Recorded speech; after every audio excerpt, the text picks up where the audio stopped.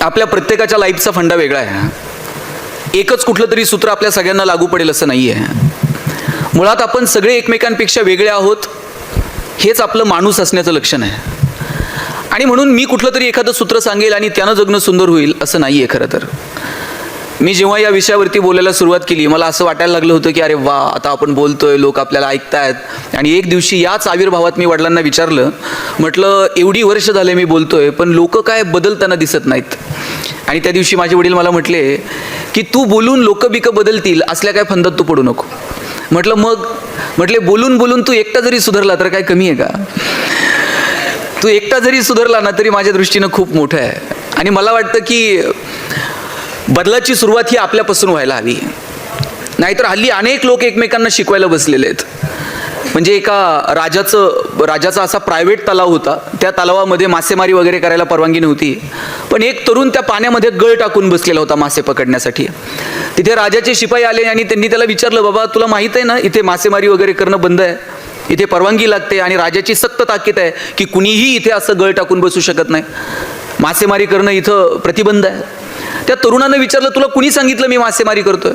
अरे म्हटलं तू गळ टाकलाय, त्या गळाला खाली मासा लागलाय आणि तू म्हणतो मी मासेमारी करत नाही. तो म्हटला मी मासेमारी करत नाही, मी माशाला पोहायला शिकवतोय. म्हटला माशाला सुद्धा पोहायला शिकवणारी माणसं या जगात आहेत. अशा लोकांपासून तुम्ही वाचलं पाहिजे. की कोण तुम्हाला जर शिकवायला आले असेल की तुम्ही असं वागावं तसं वागावं, हे बघा शिकवणं ही प्रोसेसच नाहीये मुळात. कुणी जर म्हणत असेल की मी ह्याला हे शिकवलं, कुणीही कुणाला शिकवू शकत नाही. लक्षात घ्या, माणसं आपोआप शिकतात. फक्त शिकण्यासाठी पोषक वातावरण निर्माण करणं, मला वाटतं ही तुमची माझी जबाबदारी आहे. एखादा शेतकरी म्हणतो हे आंब्याचं झाड मी वाढवलंय म्हणजे काय केलं? शेतकरी असा खोडात शिरतो आणि फांद्या फांद्यानं वाढत जातो का? असं नाही होत. खरं तर शेतकरी फक्त त्याला पोषक वातावरण निर्माण करतो, ते झाड आपोआप वाढतं. तसं पोषक वातावरण निर्माण करणं मला वाटतं ती आपली सगळ्यांची जबाबदारी आहे. शिकणार तर आपण आहोतच. आणि म्हणून मी तुम्हाला शिकवण्याच्या फंदात पडणार नाही. आणि माझी तुम्हाला सगळ्यांना एक विनंती आहे, तुम्ही सुद्धा माझ्या हो मध्ये हो मिसळू नका. मी असं म्हटलं म्हणजे तेच खरं आहे, मी असं बोललो म्हणजे तेच बरोबर आहे, असं नाही आहे. आपण हुशार आहोत सगळेजण.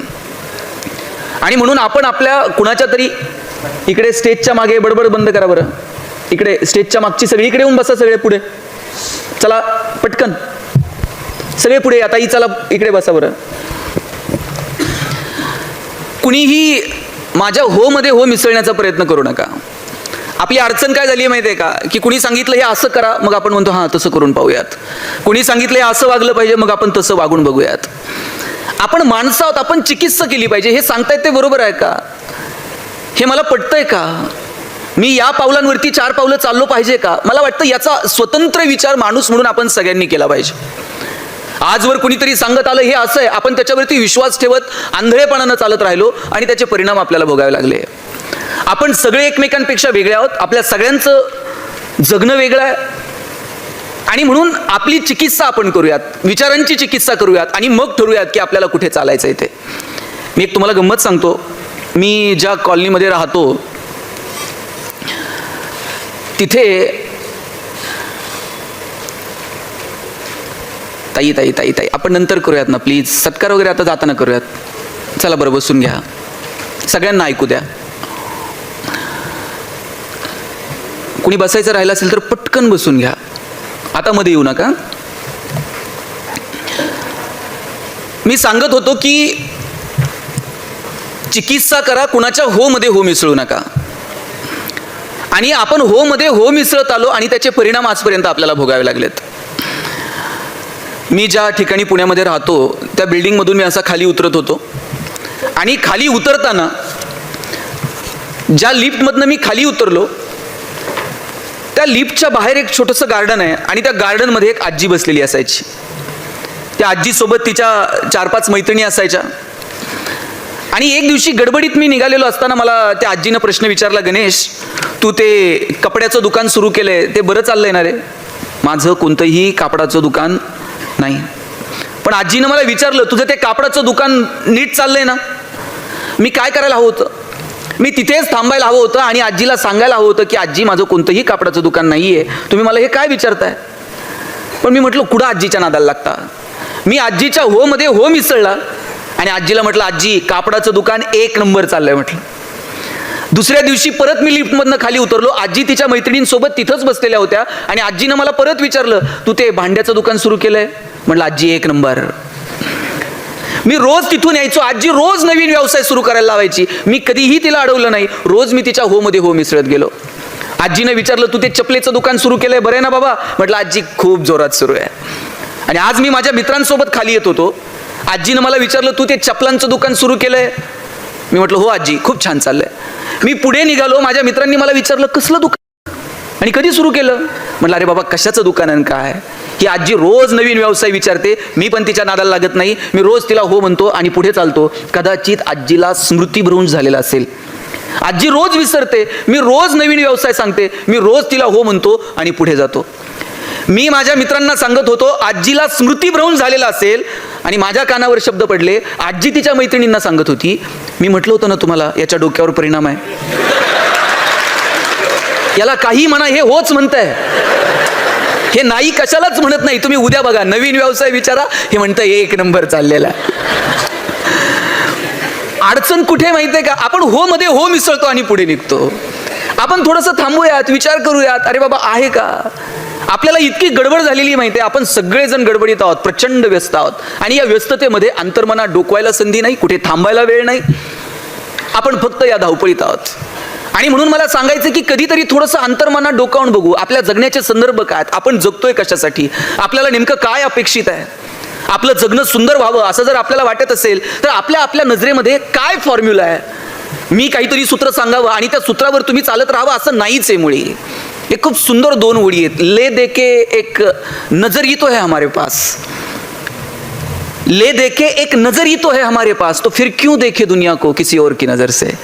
का आपण कुणाच्या तरी नजरेतनं जगाकडे बघायचं? आपल्याकडे एक नजर तर दिलेली आहे भगवंतानं. आपल्या नजरेतनं थोडंसं जगाकडे बघूयात. आपण सगळे एकमेकांपेक्षा वेगळे आहोत. ते आपल्यातलं वेगळेपण शोधूयात. आणि माझा दावा आहे, इथं बसलेले जे पॅरेंट्स आहेत, माझा आपल्या सगळ्यांना दावा आहे, आपण जसं सांगू तसं येणारी पिढी वागणार नाही. आपण जसं वागू तसं येणारी पिढी वागणार आहे. सांगण्यातनं किती आदर्श निर्माण होतील मला माहित नाही, पण आपल्याला आपल्या वागण्यातनंच आपले आदर्श निर्माण करावे लागतील. जगणं सुंदर करावं याच्यासाठी हे कॉस्मेटिक प्रोडक्ट्स आहे असं सांगून चालणार नाही. त्यानं नाहीच जगणं सुंदर होणार. पण आपल्या जगण्यातनं आपल्याला असे काही आदर्श निर्माण करावे लागतील की येणाऱ्या पिढीला हेवा वाटावा की अरे च्या, हे असलं जगावं लागतंय. हेवा वाटला पाहिजे आपल्या जगण्याचा. आपल्याकडे पाहून आपल्या जगण्याचा येणाऱ्या पिढीला हेवा वाटावा असं जगता आलं पाहिजे. मला वाटतं असे आदर्श आपल्या वागण्यातनं निर्माण करता येतील का? बापानं पोराला सांगायचं व्यसन करू नये. खूप चांगलं सूत्र आहे, व्यसन करू नये. सांगितलं पाहिजे, पण तसं वागताही आलं पाहिजे. पोराला सांगायचं व्यसन करू नये आणि घरात असा सुविचार लिहून ठेवायचा, व्यसन करू नये. आणि संध्याकाळी बापच पोराला सांगते, जा जरा गॅसवर सिगरेट पेटून आण. पोरगा असं येते जसं ऑलिम्पिकची ज्योत घेऊन आलाय. बाप कानातनं धूर काढतो. हे सगळ्यात शाळेत सांगतं, जादूगार बाप आहे, कानातनं धूर काढतो. तुम्ही काय पेरायचं ठरवलंय? तुम्ही जे पेरणार आहात ते उगवणार आहे. आणि म्हणून जगण्याचे कुठले सूत्र सांगण्यापेक्षा ते जगणं, आदर्शवत जगणं आपल्याला जगता येईल का? मी माझ्या वडिलांना विचारलं होतं, जगणं कशानं सुंदर होतं? ते म्हटले, असलं कोणतं कॉस्मेटिक प्रोडक्ट नाही जे तुमचं जगणं सुंदर करेल. अशा कोणत्या टॅबलेट्स बाजारामध्ये नाहीत की ज्यानं तुमचं जगणं सुंदर होऊन जाईल. म्हटलं, मग जगणं कशानं सुंदर होईल? ते म्हटलं, एक काम कर, वयाच्या 36-37 वर्षापर्यंत ज्या लोकांनी तुला मदत केली आहे ना त्याची तू एक यादी कर. मी एक 100-150 लोकांची यादी केली आणि वडिलांच्या हातात दिली. म्हटलं, या लोकांनी मला आजपर्यंत माझ्या जगण्यात मदत केलेली आहे. ते म्हटले, अरे वा, ती नावं तुला आठवतात ज्यांनी तुला मदत केली आहे? नाहीतर हल्ली मदत केलेली माणसं नंतर आठवत नाहीत. छान म्हटले, तुला ती नावं किमान आठवतात तरी. 100-150 लोकांची यादी दिली ज्यांनी मला आजपर्यंत मदत केली होती. मग त्यांनी मला सांगितलं की आता दुसरी यादी कर. म्हटलं, ती कोणती? तू किती लोकांना मदत केली आहे त्याची एक यादी कर म्हटलं. आणि मी शोधून नावं आठवत होतो. मी किती लोकांना मदत करू शकलो? मला नावं आठवत नव्हती. मी 5-6 जणांची यादी केली. म्हटलं, या लोकांना मी आजपर्यंत मदत केली आहे. 5-6 नावं माझ्याकडे आहेत. वडिलांनी सांगितलं, जगणं सुंदर करण्याचा फॉर्म्युला सांगू? म्हटलं, हो. म्हटले, ज्या दिवशी तुझी दुसरी यादी पहिल्या यादीपेक्षा मोठी होईल ना त्या दिवशी जगणं आपोआप सुंदर होऊन जाईल. त्यासाठी तू वेगळे प्रयत्न करायची गरज नाही. इतरांचं जगणं सुंदर व्हावं, कुणासाठी तरी आपण धावून जावं, कुणाच्या तरी मदतीसाठी आपले पाय धावावेत. कुणाच्या तरी मदतीसाठी आपले हात सरसरावेत, कुणाचं तरी दुःख पाहून आपण व्याकुळ व्हावं, कुणाच्या तरी दुःखानं आपले डोळे पाणावेत. ते माणूस पण आपल्यामध्ये शिल्लक आहे का? आणि ते जर नसेल तर आपण यंत्रवत होत आहोत असं म्हणायला वाव आहे. आपण यंत्र नाही आहोत, आपण माणसं आहोत. आणि ते माणूस पण कुठपर्यंत जिवंत आहे माहित आहे? तोपर्यंत की जोपर्यंत आपल्याला कुणासाठी तरी धावावंसं वाटतं, कुणासाठी तरी मदत करावीशी वाटते. ती देण्याची दानत आपल्या हातामध्ये असली पाहिजे. आणि म्हणून सांगण्यातून आदर्श निर्माण करण्यापेक्षा आपल्याला आपल्या वागण्यातून आदर्श निर्माण करता येतील का, मला वाटतं याचा विचार करावा. मी एक छोटं उदाहरण सांगेल तुम्हाला. एक मुलगा होता, भारतातनं परदेशामध्ये गेला, त्याची सगळी फॅमिली तिथे शिफ्ट झाली. आणि तिथे शिफ्ट झाल्यानंतर तो जेव्हा स्कूलला जायला लागला, शाळेत गेल्यानंतर हा एकटाच काळा सावळा होता आणि बाकीची सगळी गोरी गुमटी पोरं होती. आणि ती सगळी मुलं त्याला चिडवायला लागली, ब्राऊन ब्राऊन म्हणून हाक मारायला लागली. याला वाईट वाटायचं की मी आलोय आणि ही सगळी गोरी गुमटी पोरं, यांच्यात एकटाच मी काळा सावळा आहे आणि ही मला ब्राऊन ब्राऊन म्हणून चिडवतात. त्यानं आईला सांगितलं मी शाळेतच जाणार नाही उद्यापासून, ही सगळी मुलं मला चिडवतात. आई म्हटली कशी चिडवतायत बघते मी, चल मी येते तुझ्यासोबत स्कूलला.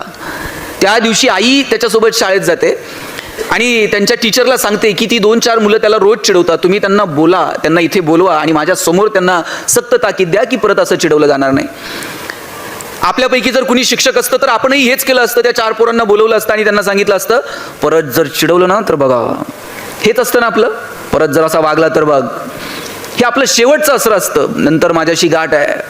पाहुणे आल्यानंतर तर आपल्याला कुठून स्फुरून येतं माहित नाही. पाहुण्यांच्या देखत आपण पोरांना इतकं रागवत असतो. अजिबात असलं करू नका. पाहुणे आले ना पोरांना रागवायचं नाही. ते कितीही बावळट असलं तर पाहुण्याच्या पुढे म्हणायचं आमचा दादा इतका हुशार आहे ना. दादा पाहुण्याच्याच पुढे पुस्तक घेऊन बसतंय का नाही बघा. आणि तुम्ही पाहुण्याच्या पुढे म्हणून बघा, दादा बावळट आहे, दादा बाहेर जात आहे, पाहुण्याच्या बुटात पाणी ओततंय, लेसला लेस बांधतंय, तुमची इज्जत घालवायची एकही संधी दादा सोडत नाही. कौतुक हे 4 चौघात करायचं असतं आणि चुका ह्या कानात सांगायच्या असतात. आईनं सांगितलं टीचरला त्या 4 जणांना बोलवा आणि माझ्या समोर सक्त ताकीद द्या. तर शिक्षिकेनं सांगितलं की आई तुम्ही जा, ही मुलं परत त्याला नाही चिडवणार याची मी काळजी घेईल, पण तुम्ही जा, आत्ता मी काय त्यांना बोलत नाही. उन्हाळ्याचेच दिवस होते. दुसऱ्याच दिवशी शिक्षिकेनं एक प्लॅन केला आणि सगळ्या मुलांना सांगितलं की ऊन आहे बाहेर, सगळ्यांनी आपले शर्ट काढायचे आणि 2 तास उन्हात खेळायला जायचं. ही पहिलीच गंमत अशी, कधीच याच्या अगोदर शर्ट काढून बाहेर खेळायला जा असं मुलांना कुणी सांगितलेलं नव्हतं. पण त्या सगळ्या मुलांना शर्ट काढून उन्हात जाऊन खेळायला सांगितलं. 2 तास पोरं खेळली. 2 तासानंतर जेव्हा वर्गात आली त्यावेळेस सगळ्या मुलांच्या अंगाची लाही लाही झाली होती. ही गोरी गुमटी पोरं सगळी लाल लाल झाली होती आणि सगळे अस्वस्थ होते, चिडचिड करायला लागले. कुणाचे डोळे लाल, कुणाचे गाल लाल, कुणाची पाठ लाल. आणि कितीतरी मुलं चिडचिड करत मॅडमकडे गेले आणि म्हटले तुम्ही काय आम्हाला शर्ट काढून खेळायला लावलंय, आमची पाठ लाल झाली, अंगाची लाई लाई होती आहे. आणि त्यावेळेस हे काळं सावळं पोरगं ते मात्र छान होतं, ते अजिबात अस्वस्थ नव्हतं. आणि त्यावेळेस मग मॅडमनी त्या सगळ्या मुलांना बसवलं आणि सांगितलं बाबांनो मला तुम्हाला हेच सांगायचं आहे, हा जो मुलगा आला आहे तो अशा प्रकारच्या प्रदेशातनं आलाय की जिथे ऊन जास्त असतं तुलनेने आपल्यापेक्षा. त्या उन्हातून त्यांनी वाचता यावं म्हणून त्याची त्वचा ही अशी आहे. भगवंतानं त्याला दिलेला हा रंग, त्याची ही त्वचा, ही त्याच्यासाठी वरदान आहे. त्याच्यासाठी हे वरदान आहे म्हटल्यानंतर ती सगळी गोरी गुमटी पोरं आश्चर्यचकित होऊन त्याच्याकडे पाहायला लागली.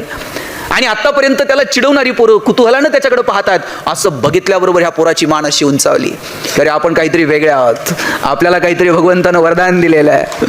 आणि आतापर्यंत शाळेत यायला तयार नसलेलं हे पोरगं अचानक रोज शाळेत यायला लागलं.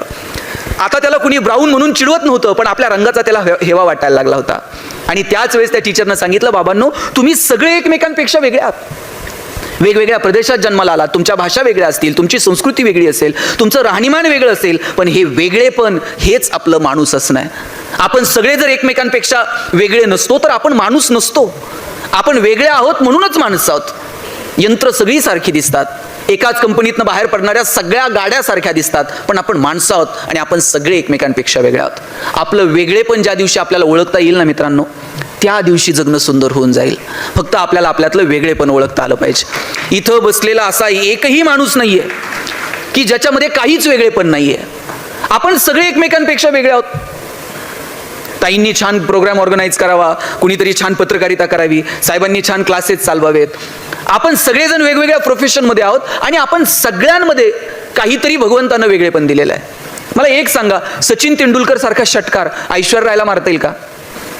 ऐश्वर्या राय सारखा ठुमका लता दिदींना देता आला असता का? लता दिदींसारखं गाणं अशोक सराफला म्हणता येईल का? तुम्ही जर मला म्हटले ना भाषण कर, मी 2 तास बोलेल. पण तुम्ही जर मला म्हटलात एवढ्या लांबून आलाय नगरवरून, जाता जाता चंद्रपूरमध्ये एखादी कुस्ती करून जा, आपल्याच्यानं जमणार नाही. जगात प्रत्येकात काहीतरी वेगळं आहे, फक्त ते वेगळे पण तुम्हाला ओळखता आलं पाहिजे. तुम्हाला एक मी गंमत सांगतो, कुणात काय वेगळे पण असेल ना हे सांगता येत नाही. मी ज्यावेळेस कॉलेजला गेलो, पुण्यामध्ये मी DY पाटील कॉलेजला MBAला ॲडमिशन घेतलं. पहिलंच वर्ष होतं साहेब आमचं. आणि माझ्या सरांनी मला विचारलं, गणेश तू कॉलेजच्या गॅदरिंगमध्ये पार्टिसिपेट होणार का, भाग घेणार का? मी म्हटलं मी घेणार, सांस्कृतिक कार्यक्रमात मी पार्टिसिपेट होणार आहे. मला म्हटले तू काय करणार आहेस? मी म्हटलं आता ताई जशा सूत्रसंचालन करत होत्या तसं मी गॅदरिंगचं सूत्रसंचालन करेल. नाचता येत नाही, गायला गळा लागतो, आमच्याकडे नरडा आहे, त्यामुळं गाणं डान्स हे प्रांत आमच्यासाठी नाही आहेत, मी सूत्रसंचालन करतो. सर म्हटले तुला MBA कशात करायचं आहे? मी म्हटलं ह्युमन रिसोर्स मॅनेजमेंटमध्ये करायचं. ते म्हटले ज्याला ह्युमन रिसोर्स मॅनेजमेंटमध्ये MBA करायचं आहे ना, त्यांना अशी इंडिव्हिज्युअल ॲक्टिव्हिटी करू नये. त्यांना वर्गातल्या 10 पोरांना गोळा करावं, त्यांच्या स्ट्रेंथ विकनेस ओळखाव्यात, त्यांना कुठे संधी देता येईल त्याचा विचार करावा. अरे लीडरशिप करता आली पाहिजे ज्याला ह्युमन रिसोर्समध्ये MBA करायचं. तू ग्रुप ॲक्टिव्हिटी कर. आता ग्रुप ॲक्टिव्हिटी काय करणार? मग बोलण्याच्या जरा जवळचा प्रांत होता तो म्हणजे नाटकाचा. आणि मग मी नाटक करायचं ठरवलं. आता नाटक काय करायचं? मी लिहायला घेतलं नाटक. 10 दिवस माझ्याकडनं नाटक लिहून झालं नाही. आमच्याकडे एक बीडचा पोरगा होता. म्हटला दादा तू नाटक लिहायच्या फंदात पडू नको. म्हटलं का? म्हटलं आपण पुण्यात आहोत, इथं कंटेंटपेक्षा ग्रामर महत्त्वाचं आहे. म्हटलं बाणातला न का नळातला न, त्यामुळे तू लिहायच्या काय फंदात पडू नको. म्हटलं मग करायचं काय? म्हटलं पुरातन काळातली कथा शोधायची, त्याच्यामध्ये पात्र ढकलून द्यायचे आणि मग नाटक करायचं. म्हटलं यानं काय होतं? यानं आपल्या अंगावर येत नाही. म्हटलं कुणी जर विचारलं हा डायलॉग असा कसा, म्हणायचं जा व्यासांना विचार, वाल्मिकीला विचार, आपल्यावर येत नाही. म्हटलं आणि म्हटलं सोपं काम आहे. मग पुरातन काळातली कथा शोधायची तर आम्ही कथेची निवड केली. महाभारतातली कथा निवडली, द्रौपदीचं वस्त्रहरण. आता द्रौपदीच्या वस्त्रहरणाचा प्रसंग आम्हाला नाटकात दाखवायचा होता. मुख्य भूमिकेत ऑब्व्हियसली द्रौपदी असणार. द्रौपदीच्या कामाकरता आम्हाला एक चांगली मुलगी हवी होती वर्गातली. मी जरा बोलणारा मुलगा. मी 5-10 पोरांना घ्यायचो, वर्गातल्या मुलींकडे जायचो आणि त्यांना म्हणायचो बघा महाराष्ट्रातली नाट्य संस्कृती टिकली पाहिजे, मुलींनी मुलांच्या खांद्याला खांदा लावून पुढं आलं पाहिजे. मुली म्हणायच्या मुद्द्यावर आहे, तुझं खरं काम काय सांग म्हणायचं. मग मी म्हणायचं तुमच्यापैकी कोण नाटकात काम करणार का?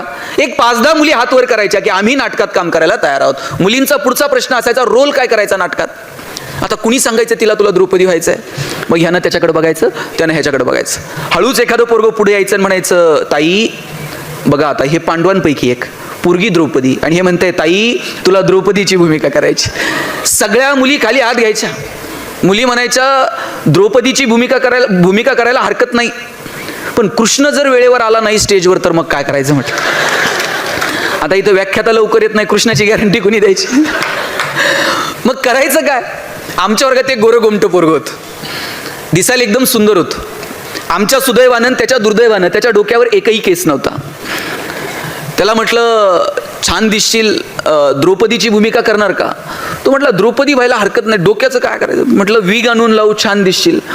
4 पिढ्या म्हणला पठ्ठ्याच्या नाटकात काम करतात, विग आणून लावा, असला रोल करतो म्हटलं मी द्रौपदीचा, पण माझी एक अट आहे. म्हटलं काय? म्हटलं मी द्रौपदी व्हायला तयार आहे, पण ते दुर्योधनाला सांगून ठेवा, फार एक्साइट व्हायचं नाही. त्याला म्हटलं दुर्योधन माझ्या ऐकण्यातला आहे, तू काळजी करू नको. आता सगळे माझ्या ऐकण्यातले होते. मला भीम सापडत नव्हता. भीम जरा धष्टपुष्ट पाहिजे. आम्ही सगळी किडकिडीत शरीरयष्टीची पोरं. मी DY पाटील कॉलेजला शिकायचो, शेजारी इंदिरा कॉलेज होतं. 2 कॉलेजच्या मध्ये एक जिम होती आणि जिममध्ये व्यायाम करणारं पोरगं रोज कॉलेजच्या बाहेर बुलेटवर चक्रा मारायचं. प्रत्येक कॉलेजच्या बाहेर अशी 2-4 असतात. मी त्याला एक दिवशी थांबवलं आणि म्हटलं अरे असं बाहेर चक्रा मारून काहीच होत नसतंय, आत यावं लागतं म्हटलं कॉलेजमध्ये. म्हटलं आम्हाला कोण एंट्री देणार? म्हटलं नाटकात काम करणार का? म्हटलं करणार. रोल काय करायचा? अरे म्हटलं आम्हाला शिकवलं S for strength, W for weakness, O for opportunity, T for threats. अरे पेदार शरीरयष्टी तुझी स्ट्रेंथ आहे, तुला शोभल असा रोल देतो भीमाचा. भीम होणार का? म्हटलं मी भीम होतो, पण द्रौपदी कोण आहे सांग. म्हटलं वर्गातली सगळ्यात सुंदर मुलगी द्रौपदीच्या. ते एवढं खुश झालं, पदर खर्चानं गदा घेऊन आलता नाटकात काम करायला. आता मला सगळे कॅरेक्टर सापडत होते. मला 5 पांडवांपैकी 1 जण कमी पडत होता.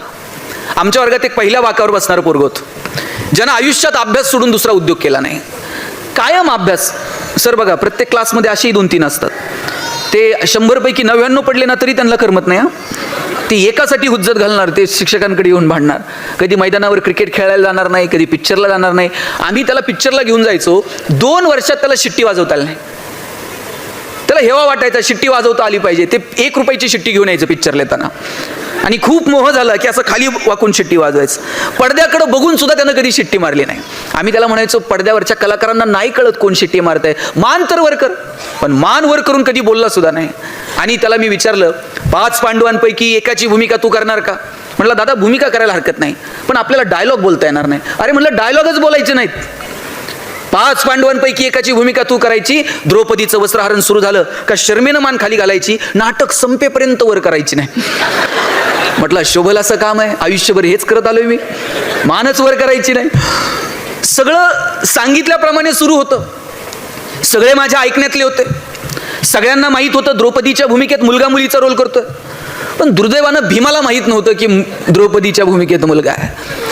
भीमाला वाटायचं एवढी सुंदर द्रौपदी, आणि दुर्योधन आणि दुःशासन त्या वस्त्रहरणाला पुढे निघाले का भीम त्यांच्या मागच गदा घेऊन. आम्ही दुर्योधनाला म्हणायचो तू पुढं हो, द्रौपदीच्या फक्त पदराला हात लाव, कृष्ण येतोय, प्रकरण मिटतंय. पण दुर्योधन दुःशासन त्या भीमाला बघून इतके घाबरलेले. दुर्योधन म्हणला ते इतिहासात काय झालं ते झालं, आता नाही म्हटला. तुम्ही भीमाला पकडा, त्याशिवाय आपण द्रौपदीच्या नादाला लागत नाही म्हटला. भीमाला म्हटलं लका गप, कृष्ण येईपर्यंत धमधर. भीम म्हटला, भीम असा माईक जवळ गेला, जोरात गदा फिरवली आणि म्हटला इतिहासात काय झालं ते झालं, आता नाही. जोपर्यंत हा पठ्ठ्या स्टेजवर आहे आणि आपल्या हातात गदा आहे तोपर्यंत द्रौपदीचं वस्त्रहरण होत नसतंय म्हटला. आता स्टेजच्या मागं कृष्ण घामाघूम झालेला. कृष्णाला म्हटलं तू तर स्टेजवर आहे, तू आल्यावर तर प्रकरण मिटतंय. कृष्ण म्हटला मागे काय झालं ते झालं. ते भीमाची गदा खरी असल्या कारणानं आणि आमचं सुदर्शन चक्र थर्माकॉलचं असल्या कारणानं म्हटलं समोरासमोर काही लढाई होऊ शकत नाही. आता आमच्यामध्ये दुर्योधनाची तब्येत जरा बरी होती. आम्ही म्हटलं दुर्योधनाच्या मदतीनं भीमाला पकडू. साहेब आता आपण बघतो हल्ली कुणी कुणाची मदत घेता, आम्ही दुर्योधनाची घेतली म्हणून काय झालं. आम्ही दुर्योधनाच्या मदतीनं भीमाला पकडायला गेलो आणि भीमानं जी गदा फिरवायला सुरुवात केली ती फिरवता फिरवता चुकून द्रौपदीच्या विगमध्ये शिरली. त्याला म्हटलं आता शिरली तर शिरू दे, उचलू नको. त्याला राहावे ना, त्यानं जी गदा उचलली, द्रौपदीचा विग एकीकडं, द्रौपदी एकीकडं. सगळं टक्कल दिसायला लागलं, सगळं सभागृह हसायला लागलं. मला तर इतकं वाईट वाटलं. म्हटलं पहिलं कॉलेज, पहिलं वर्ष, कॉलेजचं पहिलं गॅदरिंग, नाटकाचा कार्यक्रम झाला. आमच्या चौघांच्या माना शर्मेनं खाली गेल्या आणि आश्चर्य असं आत्तापर्यंत ज्याची मान खाली होती त्यानं वर बघितलं. बरं त्यानं इकडं तिकडं बघायचं तर द्रौपदीकडे बघतंय. त्याला कळेनाच नाटकात काय चाललंय. त्याला सांगितलं होतं नाटकात एक शब्द बोलायचा नाही. ते माईक जवळ गेला आणि म्हटला द्रौपदी तू बालाजीला कधी गेलती म्हटला. त्या दिवसानंतर कॉलेजमध्ये ज्या ज्या वर्षी नाटक झालं त्या वर्षी हे पोरग लीड रोलला असायचं आणि आम्ही 2-4 जण ते सांगन तेवढंच बोलायचं, ते सांगन तेवढंच ऐकायचं. आपण सगळे एकमेकांपेक्षा वेगळे आहोत. किती दिवस माना खाली घालायच्या. कधीतरी अशी मान उंच करून आपण बघितलं पाहिजे की अरे आम्ही पण काहीतरी वेगळे आहोत. आपल्याला आपल्यातलं वेगळे पण सापडलं ना मग जगणं सुंदर होऊन जातं. आणि म्हणून माझी आपल्या सगळ्यांना विनंती आहे की पहिल्यांदा आपल्या आत डोकावून बघा की आपल्यामध्ये नेमकं काय वेगळेपण आहे. ज्या दिवशी तुम्हाला तुमच्यातलं वेगळेपण सापडलं त्या दिवशी धम्माल आहे बघा. अडचण काय माहितीये का, आपल्याला आपल्याकडं काय आहे यात इंटरेस्ट नाहीये, आपल्याकडं काय नाही याचं दुःख आहे. मी तर म्हणेल आपल्याकडं काय नाही याचंही दुःख कित्येकांना नाही, पण दुसऱ्याकडं काय आहे याचं इतकं दुःख आहे. म्हणजे आपलं सुखही आपलं नाही आणि आपलं दुःखही आपलं नाही. आपलं सुख आपलं दुःख हे इतरांच्या क्रियाप्रतिक्रियेवरती अवलंबून आहे. आता ताई समजा तुम्ही बाजारात गेलात आणि तुमचे 100 रुपये हरवले, तुम्हाला किती वाईट वाटतो? तुम्हाला त्याला माहिती आहे किती वाईट वाटतं. इतकं वाईट वाटतं मम्मीला. मम्मी संध्याकाळी 5 जणींना घरी बोलवणार, चहा पाजून त्यांना सांगणार बाई बाजारात गेलते, माझे 100 रुपये पडले, कसे साठवले होते माझं मला माहीत, परवा शर्ट धुताना त्यांच्या खिशात 50 सापडले होते, असं करून करून कुठेतरी 100 झालते. पण हे दुःख सुद्धा फार काळ नाही आहे. आमचं दुःखही इतकं फंटूस आहे की ते फार काळ टिकू शकत नाही. 100 रुपये हरवले याचं दुःख आहेच, पण तेवढ्यात एखाद्या मैत्रिणीनं म्हटलं पाहिजे, बाई तुझे तर 100 हरवले, परवा माझे 500 पडले. हिला इतकं बरं वाटतंय ना, ह्याला वाटतं जाऊ दे मग आपले तर 100 गेले, ह्याचे 500 गेले असं वाटतं. आपलं दुःखही आपलं राहिलेलं नाही आणि आपला आनंदही आपला राहिलेला नाही. किंबहुना सोये जीव आत्मयाचे आहे, तेथ जे होय तया नाम सुख. ज्ञानेश्वर महाराजांनी सांगितलं, आत्म्याशी जे संबंधित आहे ना त्याला सुख म्हणतात. आपण साधनांमध्ये शोधायला लागलो आणि तिथे गडबड झाली. साधनांमध्ये जर सुख असतं ना, जगातली सगळी श्रीमंत माणसं सुखी झाली असती. पण सगळे श्रीमंत सुखी आहेत का हो?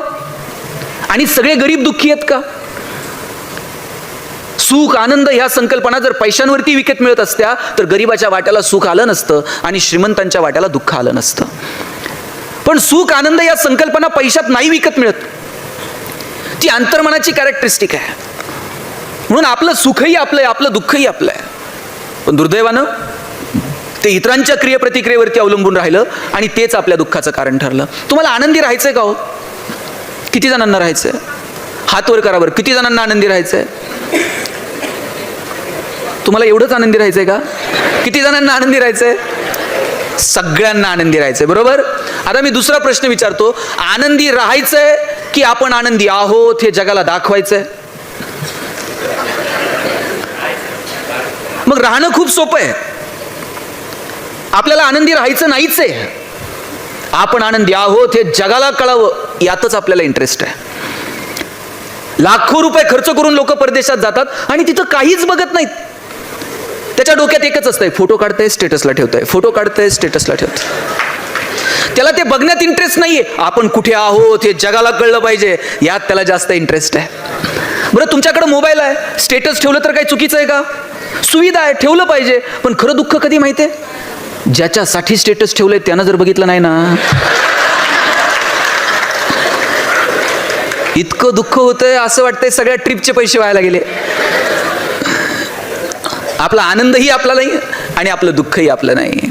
मला वाटतं आनंदानं जर जगायचं असेल तर थोडंसं डोळे सताड उघडे ठेवून समाजाकडे बघितलं पाहिजे. आपल्याकडे जे आहे त्यातलं थोडं तरी समाजाला देता आलं पाहिजे. ती देण्याची दानत आपल्यामध्ये असली पाहिजे. भगवंतानं आपल्याला 2 हात दिलेत. एक हात जर घेण्यासाठी दिला असेल तर दुसरा हात देण्यासाठी दिलेला आहे. प्रत्येक गोष्टीचं प्रयोजन आहे.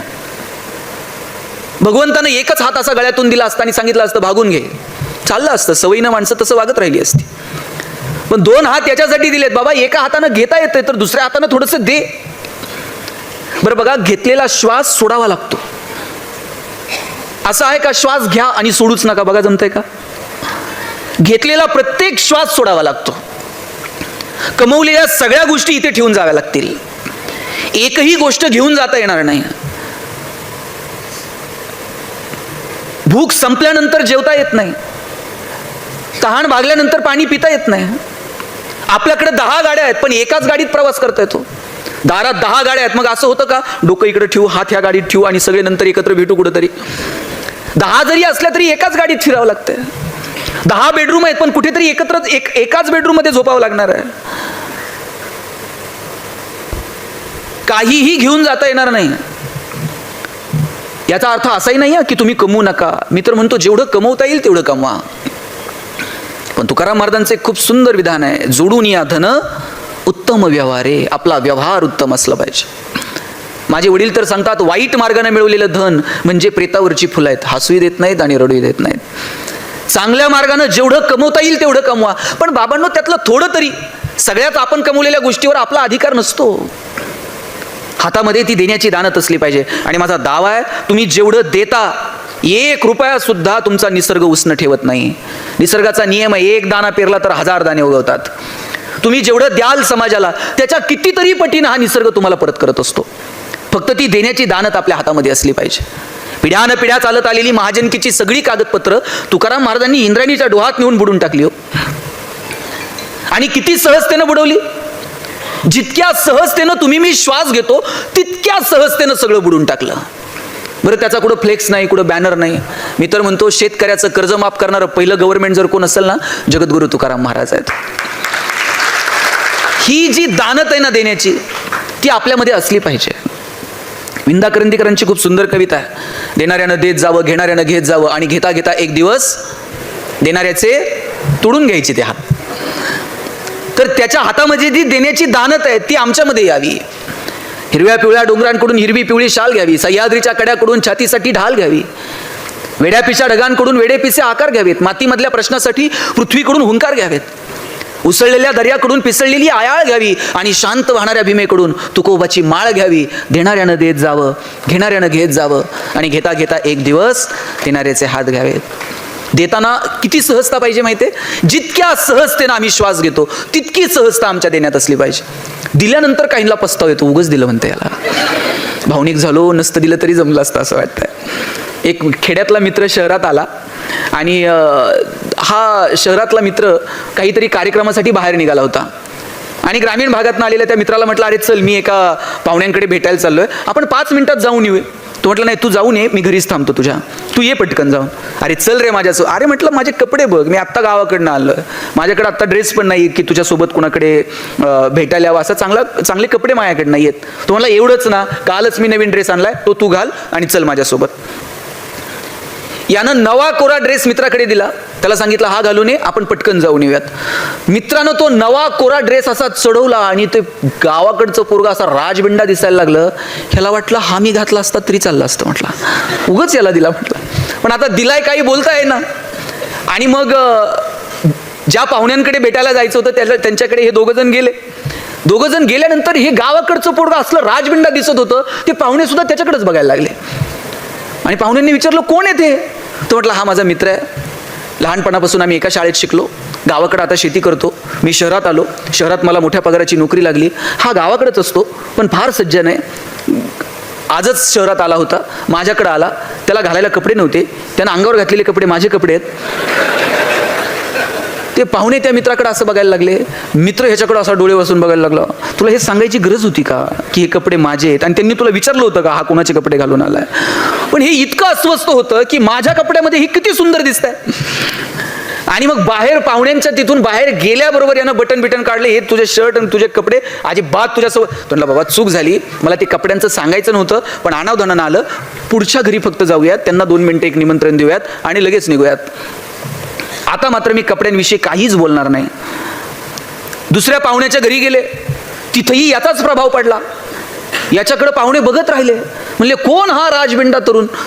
त्यानं सांगितलं हे शेतकरी आहे, हे शेती करत आहे, प्रचंड कष्ट करत आहे, मी गावाकडून शहरात आलो, मला नोकरी लागली, मला बलाढ्य पगाराची नोकरी मिळाली, हा आजच आला होता, आणि कपड्यांविषयी तर मी अजिबात बोलणार नाहीत, ते माझे आहेत म्हटलं.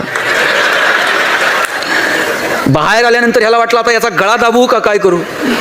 हा म्हटलं आता तर मी तुझ्यासोबत कुठंच येत नसतो. यानं पाय पकडले आणि म्हटला शपथ घेऊन सांगतो मी आता कपड्यांवरती बोलणार नाही.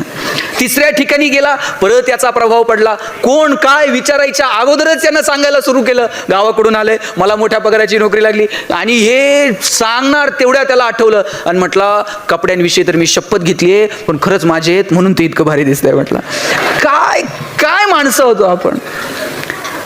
अरे दिलं तरी ते इतक्या सहजतेनं द्यावं जितक्या असहजतेनं आपण श्वास घेतो.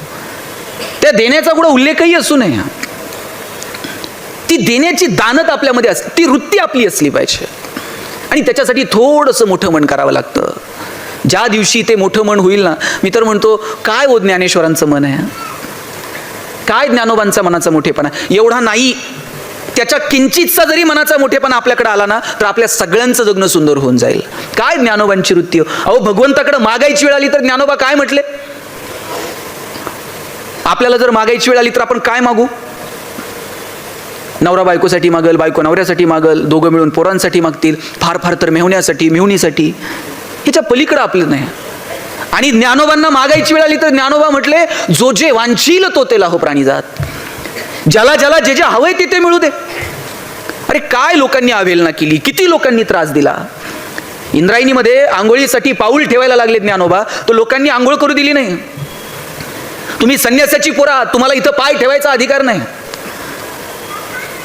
ज्ञानोबा म्हटले मी जर इंद्रायणीत पाऊल ठेवलं तर काय होईल.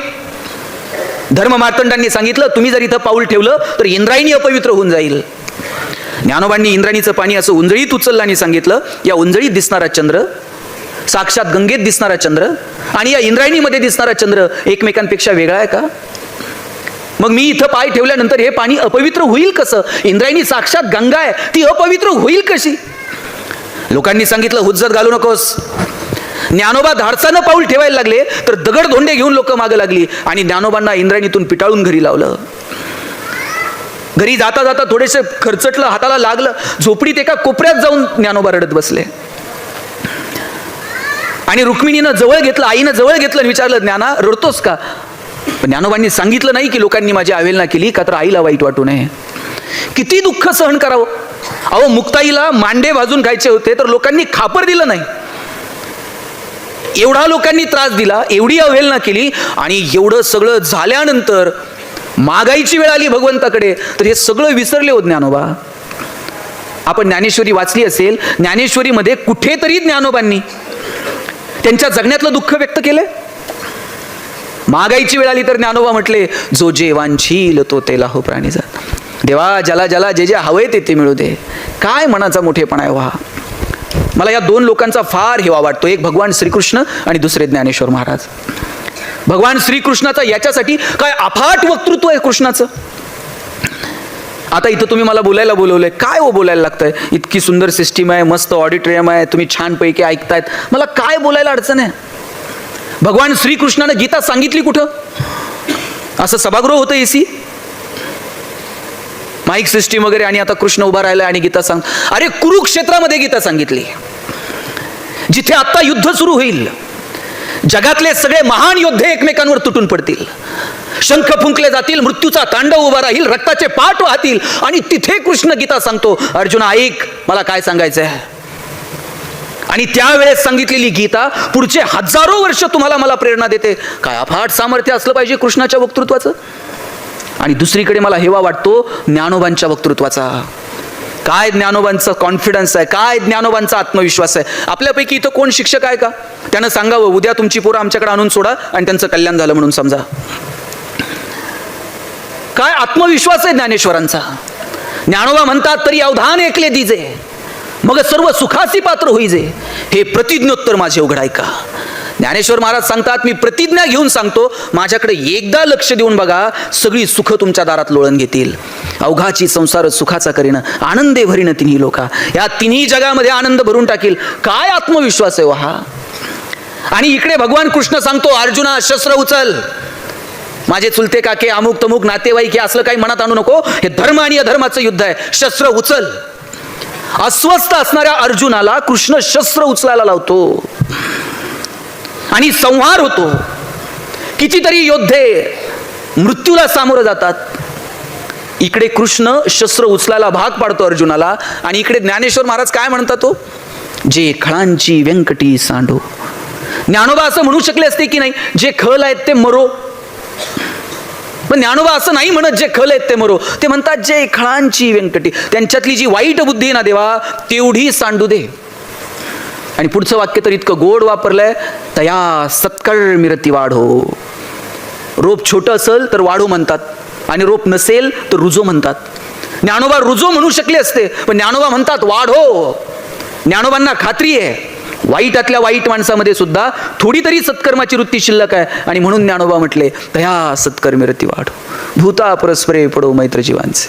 मैत्रजीवांचे शब्द कधी वापरलाय? शेकडो वर्षांपूर्वी मैत्रजीवांचे हा शब्द वापरलाय. तुम्ही मी आत्ता फ्रेंडशिप डे साजरे करायला लागलो. काय अफाट आहे हो हे सगळं. काय ज्ञानोबांची भाषा, काय ज्ञानोबांच्या बोलण्यातला गोडवा. मला वाटतं तो गोडवा जरी घेता आला ना तरी जगणं समृद्ध होऊन जाईल. काय ज्ञानोबांची भाषा आहे. ऋणू झुनू रे भ्रमरा, सांडी तो अवगुणू रे भ्रमरा. अवगुण या शब्दाला अवगुणू म्हणावं, याच्या इतकं काय प्रेम असू शकतो. आपल्याला नीट प्रेमानं कुणाशी बोलता येत नाही. ज्ञानोबा अवगुण शब्दाला सुद्धा अवगुणू म्हणतात. उकाराची भाषा आहे. चरण कमळ दळू रे भ्रमरा, सौभाग्य सुंदरू रे भ्रमरा. ज्ञानोबा उकाराची भाषा बोलतात. ही उकाराची भाषा कोणाची भाषा आहे हो? ही आईची भाषा आहे. जग तुम्हाला बाळासाहेब म्हणल, पण घरी गेल्यावर आई बाळू म्हणते. जग तुम्हाला गणेशराव म्हणल, घरी गेल्यावर आई गणू म्हणते. आई उकार लावते. ही उकाराची भाषा ज्ञानोबा बोलतात, आणि म्हणून जग ज्ञानोबांना माऊली म्हणतं. आई असणं हे निवळ तुमच्या प्रसूती वेदनांशी निगडीत नाही. आई असणं हे निवळ तुमच्या स्त्रीत्वाशी निगडीत नाही. आणि आई असणं हे जर निवळ तुमच्या स्त्रीत्वाशी निगडीत असतं ना, 750 वर्ष 21 वर्षाच्या तरुणाला लोक माऊली म्हटले नसते. आई असणं ही एक भावना आहे, आणि ती भावना आपल्याला जपता आली पाहिजे.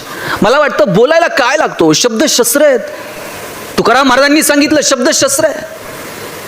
आम्हा घरी धन शब्दांचीच रत्ने, शब्दांचीच शस्त्रे यत्ने करू. शब्दची आमुच्या जीवाचे जीवन, शब्द वाटू धन जन लोका. तुका म्हणे पहा शब्देची हा देव, शब्देची गौरव पूजा करू. काय तुकाराम महाराज शब्दांचं वर्णन करतात. आणि म्हणून शब्द नीट वापरा. शब्दांमुळे दंगल, शब्दांमुळे मंगल. शब्दांचे जंगल जागृत राहावं. जिभेवरी दाताच, जिभेवरी ताबा, सर्व सुखदाता. नानी वाणी नासू नये, नानी वाणी पाणी नासू नये. काय काय भाषा आहे. आपल्या जिभेवर आपला ताबा असावा. अहो दुर्योधन पडला तर पडलेल्या दुर्योधनाकडे बघून वरतून द्रौपदी म्हणाली अंधे का पुत अंधा.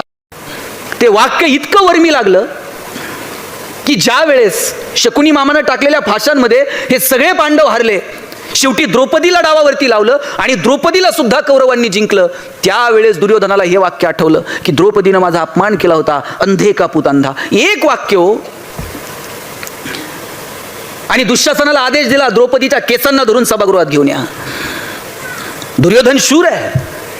सभागृहामध्ये अनेक शूरवीर उपस्थित आहेत. पण दुःशासन ज्या वेळेस द्रौपदीला केसांना धरून घेऊन आला, कुणाचंही धाडस झालं नाही की दुर्योधनाला म्हणावं थांब. द्रौपदी सगळ्यांना आव्हान करत होती. भीष्म पितामहा, गुरु द्रोणाचार्य, जगातला सगळ्यात श्रेष्ठ धनुर्धारी अर्जुन तिचा नवरा समोर उभा होता. श्रेष्ठ गदाधारी भीम समोर उभा होता. नकुल सहदेव सगळे मानाखाली घालून होते. द्रौपदीनं सगळ्यांना आव्हान केलं, पण कोणी तिच्या मदतीला आलं नाही. आणि शेवटी धावा केला कृष्णाचा. मी मगाशी म्हटलं की तुम्ही एक दाणा पेरला तर 1000 दाणे उगवतात. तुम्ही थोडं द्या, त्याच्या कितीतरी पटीनं निसर्ग तुम्हाला परत करतो. कृष्णाचं बोट कापलं, सगळेजण इकडं तिकडं कापड शोधत बसले बांधायला, आणि द्रौपदीनं पदर फाडला आणि चिंधी गुंडाळली. द्रौपदीनं नुसती चिंधी गुंडाळली आणि ज्या वेळेस वस्त्राची गरज भासली त्यावेळेस कृष्ण पुढे ठाकला आणि द्रौपदीला वस्त्र पुरवली. द्रौपदीचं रक्षण केलं. आणि त्या सभागृहामध्ये पहा संयम काय असतो. मान अपमान आपल्या आयुष्यामध्ये चालू असतात. आपण बोलण्यावरती नियंत्रण ठेवावं, आपल्या भाषेवरती नियंत्रण ठेवावं. ज्यावेळेस आपण एकांतात असतो त्यावेळेस आपल्या विचारावर, आणि ज्यावेळेस आपण समाजात असतो त्यावेळेस आपण आपल्या शब्दांवर नियंत्रण ठेवलं पाहिजे. द्रौपदी एक वाक्य बोलली, दुर्योधनाला त्याचा बदला घ्यावा लागला. आणि दुर्योधनाला स्वतःच्या कार्यावर, स्वतःच्या कर्तृत्वावर क्रोधाच्या भरामध्ये नियंत्रण ठेवता आलं नाही. तो ज्या पद्धतीनं द्रौपदीसोबत वागला ते निंदनीय होतं, ते धर्माला धरून नव्हतं. आणि त्या सभागृहामध्ये झालेल्या अपमानाच्या बदल्यात द्रौपदी म्हणून गेली. द्रौपदीनं शाप दिला, ज्या मांडीवरती तुम्हाला बसायचा विचार करत होता त्याच मांडीवरती घाव होईल आणि तुला मृत्यूला सामोरं जावं लागेल. आणि दुःशासना, ज्या केसांना धरून तुम्हाला घेऊन आला सभागृहात, ते केस तुझ्या रक्तानं धुतल्याशिवाय मी परत बांधणार नाही. आणि काय झालं, एका शब्दामुळे महाभारत घडलं. मृत्यूचा तांडव असा समोर बघावा लागला. म्हणून नीट बोला, शब्द चांगले वापरा. नाही पटलं तर थोडंसं शांत बसा, संयमानं घ्या. आपल्याकडं संयमच नाही. कुणी आरे म्हटलं का लगेच का रे. प्रत्येक वेळेस प्रतिकारच केला पाहिजे असं नाही. कधी प्रतिकार करायचा, कधी प्रतिसाद द्यायचा हे कळायला हवं. मी असंच एकदा कार्यक्रमात म्हटलं, प्रतिकार नको प्रतिसाद द्या. ते 2-4 नवीन लग्न झालेले जोडपे आलते, त्यांना इतकं आवडलं त्यांनी असं डायरीत लिहून घेतलं, प्रतिकार नको प्रतिसाद द्या. घरी गेल्यानंतर बायकोनं अशी आनंदाच्या भरात पर्स फेकून दिली, नवऱ्याच्या डोळ्यात डोळे घालून बघितलं आणि म्हटली मैं तेरे लिए मर जाऊंगी मिट जाऊंगी. बायको म्हटली मैं तेरे लिए मर जाऊंगी. नवरा म्हटला बघ कसं जमतंय तसं कर म्हटला. म्हटली हे काय. म्हटले ते मगाशी सरांनी सांगितलं ना, प्रतिकार नको. कधी प्रतिकार करायचा आणि कधी प्रतिसाद द्यायचा हे तारतम्य आपल्याला असलं पाहिजे. शिशुपालाच्या पहिल्याच अपराधाला भगवान श्रीकृष्ण सुदर्शन काढू शकले असते हो, पण संयम आहे, ताकद आहे कृष्णामध्ये. अरे पहिल्यांदा बोलला ना तिथेच शिशुपालाचा वध केला असता, पण तरी सुद्धा त्याचे 100 अपराध कृष्ण सहन करतो. हा संयम आहे. कुठे प्रतिकार करायचा, कुठं प्रतिसाद द्यायचा, मला वाटतं हे समजलं पाहिजे. आणि म्हणून मला ज्ञानोबांचा हेवा वाटतो, संतांचा हेवा वाटतो. ज्ञानोबांनी सांगितलं ज्याला ज्याला जे जे हवंय ते मिळू दे. तुकोबांनी सांगितलं तुम्ही तुमच्या शब्दांवरती नियंत्रण ठेवा. ज्ञानोबा तर सांगतात कसं बोला, साच आणि मवाळ मितुले आणि रसाळ, शब्द जैसे कल्लोळ अमृताचे. काय लागतो गोड बोलायला, चांगलं बोलायला काय पैसे लागतात का. ज्ञानोबांनी सांगितलं साच आणि मवाळ मितुले आणि रसाळ, शब्द जैसे कल्लोळ अमृतात. अरे अमृताचे कल्लोळ बाहेर पडावेत असं बोला. आपण कसं बोलतो. परवा पेशंट चेक करायला डॉक्टर आलते. डॉक्टर पेशंटला सांगत होते, चांगलं चुंगलं खात जा, खाण्यापिण्यावर 2 रुपये खर्च करा. बायको बाहेर पळत आली आणि म्हणली, डॉक्टर तुम्हीच सांगा, हे खायला प्यायला पैसे खर्च करत नाही. मग म्हणली, असं डॉक्टरच्या मढ्यावर पैसे घालावं लागते. कसं बोलावं? साच आणि मवाळ, मी तुले आणि रसाळ, शब्द जैसे कल्लोळ अमृताचे. प्रेमानं बोलायला काय लागतो? प्रेमानं बोला. मी मगाशी सांगितलं, कौतुक हे 4 चौघात करायचं आणि चुका ह्या एकांतात सांगायच्या. चुका सगळ्यांकडनं होतात, त्या दाखवल्याही पाहिजेत, पण एकांतात. आणि कुणी जर चांगलं काम करत असेल तर त्याचं कौतुक करा. कुणी चांगलं काम करत असेल तर त्याच्या पाठीवर थाप मारा, अरे वा छान काम केलंस, असं म्हणून बघा. काय लागतो? मी अनेक भाषणांमध्ये सांगतो, कौतुक करा, कौतुक करा. आणि म्हटले कुणाचं कौतुक करायचं? म्हटलं कुटुंबापासून सुरू करा, घरापासून सुरू करा. आईचं कौतुक करा, आई तू जन्म दिला, मला ही सृष्टी पाहायला मिळाली, मी तुझा आभारी आहे. कधीतरी कृतज्ञता व्यक्त करा. बापाला म्हणून बघा, बाबा तुम्ही शिकवलं, तुम्ही दिशा दाखवली, म्हणून आम्ही पायावरती उभे राहिलो, तुमचे उपकार कधीच फेडणार नाही. बापाला अपेक्षा नसते कौतुकाची, पण बरं वाटतं, पोरांना जाणीव आहे. कधीतरी पत्नीला म्हणून बघा, तू तुझ्या आई वडिलांचं नाव गाव सगळं सोडून आली, माझा संसार तू तुझा केला, कायम मी तुझा ऋणी राहील. काय अडचण आहे का? बाकीचं सगळं ऐकलं लोकांनी. ते म्हटले, ते पत्नीचं कौतुक करा म्हणल्यावर 2-4 जण भांडायला आले माझ्यास. मला म्हणले, तुमचं सगळं खरं आहे, पण शेवटचं वाक्य परत बोललात ना तर लक्षात ठेवा. म्हटलं, तुझं तुझ्या बायकोची काय दुश्मनी आहे का? अहो दुश्मनी नाही हो. म्हटलं, मग कौतुक करायला काय अडचण आहे? कौतुक करायलाही अडचण नाही. म्हटलं, मग अडचण काय? म्हटलं, तिला ऐकायला येत नाही, याचं काय करायचं? म्हटलं, दवाखान्यात जा, डॉक्टरांकडे घेऊन जा, मशीन बिशीन लाव, मग कौतुक कर. म्हटलं, संध्याकाळी दवाखान्यात जातो. बरं, दवाखान्यात जाताना यानं बायकोला घेऊन जावं की एकटंच गेलंय? डॉक्टरला म्हटलं, बायकोला ऐकायला येत नाही. म्हटलं, तर डॉक्टर म्हटले, बायको ती घरी. म्हटलं, डॉक्टर म्हणले, आता कुठं मूर्खाच्या नादी लागतं. त्यांनी एक काम कर, घरी जा आणि किती अंतरापर्यंत बायकोला ऐकायला येत नाही ना तेवढं जरा मोजून ये म्हटले. त्या अंतरावरून ठरू काय कसलं मशीन लावायचं, काय करायचं. ह्या म्हणला, सोपं आहे. घरी गेला, बेल दाबली, पोरानं दार उघडलं. पोरानं दार उघडल्याबरोबर यानं आवाज दिला, भाजी काय केली? बायको किचनमध्ये होती. तिकडून काहीच प्रतिक्रिया नाही. याला कळलं, बायकोला दारातून ऐकायला येत. हॉलमध्ये गेला, भाजी काय केली? प्रतिक्रिया नाही. कळलं, हॉलमधून पण ऐकायला येत नाही. किचनच्या दारातून आवाज दिला, अगं भाजी काय? काहीच प्रतिक्रिया नाही. याला कळलं, प्रकरण गंभीर आहे. किचनच्या दारातून पण ऐकेल.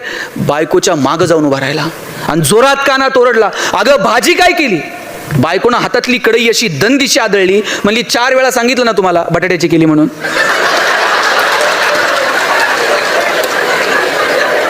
काहींना घरी गेल्यावर कळलं मला काय म्हणायचं.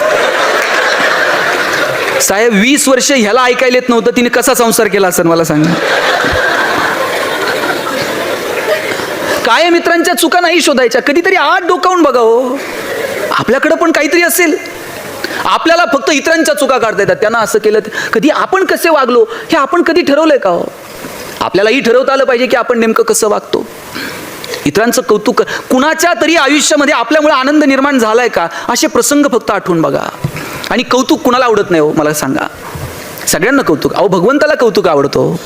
तुकाराम महाराजांना विचारलं, काय मागायचंय ते मागा. तुकाराम महाराज म्हटले, हेची दान देगा देवा, तुझा विसर न व्हावा. आणि मग विचारलं, तुकोबा हे वरदान दिलं तुम्हाला, काय कराल? गुण गाई न आवडी, हेची माझी सर्व जोडी. या बदल्यात तुम्हाला काय देऊ? न लगे मुक्ती धन संपदा, संत संग देई सदा. तुका म्हणे गर्भवासी, सुखे घालावे आम्हासी. हो भगवंताला सुद्धा त्याचं कौतुक आवडतं. तुकाराम महाराज म्हटले, आयुष्यभर तुझं गुणगान गात राहू. हे मागणं आहे हो भगवंताकडे. मला वाटतं देवाकडे काय मागायचं ना हे सुद्धा आपल्याला ठरवता आलं पाहिजे. सगळ्यांना कौतुक आवडतं, म्हणून चांगलं काम करणाऱ्या माणसाचं कौतुक करा. कुणाचं चुकत असेल तर त्याला एकांतामध्ये त्याच्या चुका सांगा. आपण किती जणांच्या जगण्यामध्ये आनंद निर्माण करू शकलो हे आपल्या अंतर्मनात आपल्याला डोकावून शोधता आलं पाहिजे. किती लोकांच्या जगण्यामध्ये आपल्यामुळे काही बदल झालेला आहे त्याचा एक अंदाज आपल्याला आपल्या आयुष्यात कधीतरी लावता आला पाहिजे. बघा, 4 काडक्यांचा संसार तर पशुपक्षी पण करतात. आपली घरटी तर सगळेच जण बांधतात. पण इतरांचं जगणं सुंदर व्हावं याच्यासाठी धडपडणं, यात काहीतरी वेगळी मजा असते. आणि मला वाटतं ती मजा आपल्याला घेता आली पाहिजे. आपल्यामुळे कोणाच्या तरी चेहऱ्यावरती आनंद निर्माण होणं, काय मजा हो ह्याची. एखादी गोष्ट आपल्याला नाही मिळाली पण ती इतरांना मिळावी याच्यासाठी धडपड करणं, मला वाटतं त्यात एक वेगळं सुख आहे आणि ते सुख आपल्याला अनुभवता आलं पाहिजे. गाडगेबाबांचं नाव डेबू. आणि ज्या वेळेस बाबा लहान होते, लहान असताना तो मालक जिथे ते काम करायचे, दिवाळीचा सण होता आणि मालकात पुरणपोळी खात होता आणि गाडगे बाबा असे दारात उभे होते आणि बाबांनी विचारलं, डेबू काय बघून राहिला? बाबा म्हणले, काय नाही जी, तुम्ही जशी तुपासंग पोळी खाताय ना तशी मला पण खायची जी. मालक म्हणला, डेबू तुला पोळी खायची आहे? थांब म्हटलं. आत गेला, काट्याचा फोक घेऊन आला हातात आणि म्हटलं, तुला पुरणपोळी खायची ना, हात पुढे कर. बाबांनी असे हात पुढे केले. त्या मालकानं काट्याच्या फोकानं बाबांचे हात फोडून काढले. काटे असे हातात शिरले, नखशिखांत वेदना झाल्या. बाबा दगडावरती जाऊन बसले आणि हातातले काटे काढत होते. रस्त्यानं जाणाऱ्या एका माणसानं विचारलं, डेबू काय करून राहिला? बाबा म्हणले, काय नाही जी, मालकानं दिलेली पोळी तुपासंग खातो ना जी म्हटले. पण बाबा म्हणले नाही की मालकानं मला मारलं मला. आणि हाच डेबू जेव्हा गाडगे बाबा झाले, एक व्यापारी बाबांकडे गेला आणि म्हटला, बाबा मला तुमचं कीर्तन गावात ठेवायचं. बाबा म्हणले, तू मोठा व्यापारी आहे, मी तुझ्या गावात येईल की. बाबा जायचे, कोणत्याही गावात कीर्तनाला गेले, हातातल्या खराट्यानं सगळं गाव स्वच्छ करायचे, मग कीर्तनाला उभं राहायचे. बाबा म्हटले, मी तुझ्या गावात कीर्तनाला येईल, पण माझी एक अट आहे. म्हटले, तू मोठा व्यापारी. म्हटले, काय बाबा? मी कीर्तनाला येईल, पण सगळ्या गावाला पुरणपोळीचं जेवण खाऊ घालशील का? म्हटले, बाबा तुम्ही येणार म्हटल्यावर एक काय 10 गावाला पुरणपोळीचं जेवण खाऊ घालील की म्हटलं. बाबा कीर्तनाला गेले, हातातल्या खराट्यानं गाव स्वच्छ केलं, कीर्तनाला उभे राहिले. गोपाला गोपाला देवकीनंदन गोपाला, आनंदात सगळं गाव नाहून निघालं. कीर्तन झालं, लोकांनी पंक्ती धरल्या. त्या पंक्तींमध्ये उतरून बाबा स्वतःच्या हातानं लोकांना पुरणपोळी वाढत होते. आपल्याला पुरणपोळीचा घास खाता आला नाही, पण हजारो लोकांना पुरणपोळी मिळावी म्हणून बाबा स्वतःच्या हातानं ती पुरणपोळी लोकांना वाढत होते. कीर्तन झालं, लोकांनी पंक्ती धरल्या, बाबांनी पुरणपोळी वाढली, लोकांची जेवणं झाली. बाबा जायला निघाले आणि ज्यानं कीर्तन ठेवलं तो पळत गेला. म्हटला, बाबा सगळ्यांची जेवणं झाली, चला 2-2 घास आपण पण खाऊ. हा म्हटला, 2-2 घास आपण पण खाऊ. बाबा म्हटले, पुरणपोळी खायची हौस लहानपणीच फिटली, घास गिळत नाही आता. आणि पुढच्या गावाला बाबा जायला निघाले. बाबांना सोडवायला बैलगाडी आली. बाबा बैलगाडीत बसणार, बैलांची खपाटीला गेलेली पोटं बघितली. बाबा बैलगाडीतनं खाली उतरले, म्हणले, बैलाचा मालक कोण आहे रे? म्हणले, अमुक अमुक आहे. जवळ गेले, त्याच्या दंडाला असा चिमटा घेतला, म्हणले, तुला तर लय रगत दिसून राहिलं, मग बैलांच्या पोटाकडे का बघत नाही? कधीतरी त्यांच्या पण पोटाकडे बघत जा. दंडाला चिमटा घेतला, बैलांच्या पोटात काय नाही म्हणून बैलगाडीत बसले नाही आणि अनवाणी पावलानं बाबा निघून गेले. ही माणसं संतत्वाला गेली हो. ही जी संवेदनशीलता आहे ना, ही आपल्या मनात असली पाहिजे. जोपर्यंत साहेब आपल्या डोळ्यात संवेदनशीलता आहे ना, तोपर्यंतच आपण माणूस आहोत. ज्या दिवशी आपलं व्याकुळ होणं थांबलं, ज्या दिवशी आपलं हळवं होणं थांबलं, त्या दिवशी समजावं की आता आपण माणूस नाही राहिलो. किती माणसं हळवी होती हो. घरात जर पाहुणे आले, रात्र सगळी माणसं एकत्र गप्पा मारत बसायची. आमच्या वडिलांच्या आत्या वगैरे जर आमच्या घरी आल्या ना मुक्कामी, अहो रात्र आम्ही सगळेजण गप्पा मारत बसायचो. 2 दिवस जर पाहुणे थांबले आणि 3ऱ्या दिवशी जर जायला निघाले, सगळं घर एसटीपर्यंत पाहुण्याला वाट लावायला येत होतं. आणि मग पाहुणा गाडीत बसला आणि पाहुण्यानं नुसता खिडकीतनं हात केला, टाटा केला, तरी सोडवायला आलेल्या लोकांचे डोळे पाणावत होते. इतकी माणसं भावनिक होती. एसटीला सोडवायला आलेल्या लोकांचे डोळे पाणावत होते. आता मी बघतो, लोक अंत्यविधीला जातात, तिकडं प्रेत जळत असतं आणि लोक इकडं मोबाईलमध्ये खेळत असतात. किती आम्ही भावना शून्य झालो. भगवान श्रीकृष्ण असा करंगळीवरती गोवर्धन उचलतात आणि ज्यानं करंगळीवरती गोवर्धन उचलला तो कृष्ण बासरी मात्र 2 हातांनी घट्ट पकडतो. आता ज्याला करंगळीवरती गोवर्धन उचलता येतो त्यानं बासरी तर अशी गरगर फिरवली असती हो, पण करंगळीवरती गोवर्धन उचलणारा कृष्ण बासरी 2 हातांनी घट्ट पकडतो. कारण काय माहितीये? कृष्णाला ठाऊक आहे, पराक्रम हा रणांगणात गाजवायचा असतो आणि नात्यांमध्ये प्रेम जपायचं असतं. आपण उलट केलं. आपण नात्यांमध्ये पराक्रम गाजवला आणि रणांगणात शस्त्र ठेवून दिली. परवा एक जण म्हणला, 10 वर्ष झाले भावाच्या दारात गेलो नाही. काय पराक्रम आहे? तो मेल्यावर तुम्ही जाल, त्याला कळतं आता भाऊ आलाय. 10 वर्ष झाले बहिणीचं तोंड बघितलं नाही. शेवटची साडी चुळी भावाची असते, ती गेल्यावर तुम्ही जाल. तिला कळतं भाऊ शेवटची साडी घेऊन आलाय, आता रडतोय. ज्या बांधावरती काहीच पिकत नाही, त्या बांधावरती 2 भाऊ आयुष्यभर भांडत राहिले, पण दोघांच्या भांडणात वकील 2 एकर विकत घेते. पण एकाच आईच्या पोटी जन्माला आलेले 2 भाऊ नको त्या गोष्टींवरून भांडत राहतात. अरे कुणीतरी एखाद्यानं मोठ्या मनानं माफ करून टाकावं, कुणीतरी एखाद्यानं माफी मागावी. क्षुल्लक गोष्टी आहेत, संपून टाकाव्यात चर्चेनं. पण आमचा अहंकार आडवा येतो आणि मग नाती सुद्धा राहत नाहीत. भावाभावामध्ये, बहीण भावामध्ये, नात्यांमधले जर प्रेम कमी झालं ना, त्याला कारणच मुळात आमचा अहंकार आहे. ते प्रेम टिकलं पाहिजे तर आम्ही माणसं आहोत. ज्ञानेश्वर महाराज समाधीला जायला निघाले आणि निवृत्ती महाराज रडायला लागले. आणि रडणाऱ्या निवृत्ती महाराजांना विचारलं, नामदेवराय विचारतात, निवृत्ती दादा डोळ्यात पाणी का? आकाशात कितीतरी तारे येतात आणि निखळतात, आकाशाला त्याचं का दुःख वाटावं? निवृत्ती महाराज पुढे आले आणि म्हटले, नामदेवराया, आकाशात कितीतरी तारे येतात आणि निखळतात, आकाशाला त्याचं दुःख नसतंच मुळी. ज्ञानाची आणि माझी भेट कालही होती, आजही आहे, उद्याही असेल. पण भाऊ म्हणून हे सगुण रूप परत कधी बघायला मिळायचं नाही, म्हणून डोळ्यात पाणी आलं. काय म्हणावं या प्रेमाला? ज्ञानियांचे ज्ञानी, योगियांचे योगी असणारे ज्ञानेश्वर महाराज ताटी लावून बसले होते हो.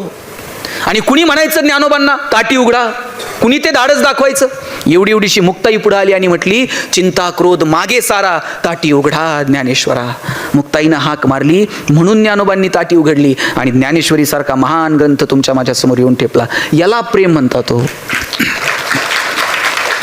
लेकरांना माणूस म्हणून जगता यावं म्हणून विठ्ठलपंत आणि रुक्मिणी झपदिशी आपला देह असा बुडून टाकला. हे प्रेम आहे. म्हणून नात्यांमधली जी गंमत आहे, नात्यांमधलं जे प्रेम आहे, ते जपता आलं पाहिजे. कामाच्या निमित्तानं आपण एकमेकांपासून दूर असू, पण आता सुविधा आहेत, कधीतरी बोललं पाहिजे, संवाद साधला पाहिजे, नात्यांमधला स्पर्श कायम असला पाहिजे. आठवून बघा बरं, किती दिवस झाले आपल्या आईसोबत स्पर्श नाहीये. 9 महिने आपण तिच्या पोटात होतो, आता 9 वर्ष झालेत आपण तिच्या पायालाही हात लावलेला नसेल. बरं, हा स्पर्श कुठपर्यंत आहे? जोपर्यंत ती जिवंत आहे तोपर्यंतच स्पर्श आहे. नंतर कितीही मोठा फोटो करून घरात लावला आणि रोज त्याला हार घातला तरी आईचा स्पर्श परत आहे का? बापासोबतचा स्पर्श आहे का? आठवत सुद्धा. अहो, स्पर्शाची भाषा ही खूप पवित्र भाषा आहे. आपला तो स्पर्श असला पाहिजे. कधीतरी आईचा हातात हात घेऊन बघावं. आणि आईबापाच्या स्पर्शाला काय लागतो? आईच्या पायावर फक्त डोकं ठेवून बघा, आई असं काळीच काढून देते, माझं आयुष्य पण तुला लागू दे. सकाळी कामावर निघालात ना, बापाच्या फक्त पायाला हात लावा असं वाकून. 5 सेकंद लागतात खाली वाकून बापाच्या पायाला हात लावायला. बाप असा पाठीवर थाप मारतो, पठ्ठ्या सुखात राहा म्हणतो. स्पर्श आहे तो, स्पर्श कायम असला पाहिजे. मला सगळ्या महिला सांगा, तुम्ही माहेरी गेलात, आई काय करते? आई आल्याबरोबर तुमच्या हातात 2-5 हजार रुपये देते का? धरबाई फार दमून आली आहे. आल्याबरोबर आई जवळ घेते, तिच्या अशा गालावरून हात फिरवेल, ती बोटं मुडेल, पाणी फिरून पलीकडे टाकेल. तिची भोळा भाव आहे हो तिचा. आल्याबरोबर ती लेकीला जवळ घेते, तिचे ओठ तुमच्या गालावर लावते. तुम्ही कितीही मोठ्या झालात आणि आई कितीही म्हातारी झाली, आईनं नुसतं जवळ घेऊन तिचे ओठ गालावर लावले तरी प्रवासाचा शीण संपून जातो की नाही? आईच्या स्पर्शात ती मजा आहे. जगापेक्षा 9 महिने जास्त आई आपल्याला ओळखते. तिचा स्पर्श आपला इतका परिचित आहे, तिनं गालावर ओठ लावले तरी बरं वाटतं. आता मी बघतो बायका लिपस्टिक पुसेल म्हणून पोरांना फ्लाइंग किस द्यायला लागल्या. स्पर्श उरला नाही हो साहेब. 10-12 वर्षाची पोरं होईपर्यंत बापाच्या पायावर पाय टाकून झोपत होती. आता 2-2 वर्षाच्या पोरांचे सेपरेट बेडरूम आहेत. जुन्या काळात आई बापाला शरीराचे धर्म नव्हते का? होते, पण ते जोपासत असताना ठराविक वयापर्यंत आई बापानं मुलांचे स्पर्श तुटू दिले नाहीत. आता 2-2 वर्षाच्या पोरांचे सेपरेट बेडरूम नाही ना. त्यांनी म्हातारपणी तुमचा बेड गावाच्या बाहेर काढला तर लक्षात ठेवा.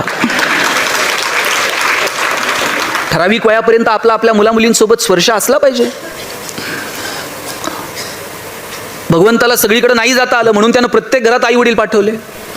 ज्यांच्याकडे ते आहेत नशिबानं त्यांनी त्यांना बोललं पाहिजे, त्यांच्यासोबत संवाद ठेवला पाहिजे, त्यांच्यासोबत स्पर्श ठेवला पाहिजे, त्यांच्यासोबत रमलं पाहिजे. म्हाताऱ्या आई वडिलांना फक्त संवादाची अपेक्षा असते. मला महिला सांगा, तुमचं माहेर कुठपर्यंत? जोपर्यंत माहेरात आई येतोपर्यंत. तुमचं सासर कितीही श्रीमंत असू द्या, माहेरावरून सासरी जाताना तुमच्या आईनं तुमची पिशवी कधी रिकामी पाठवली का हो?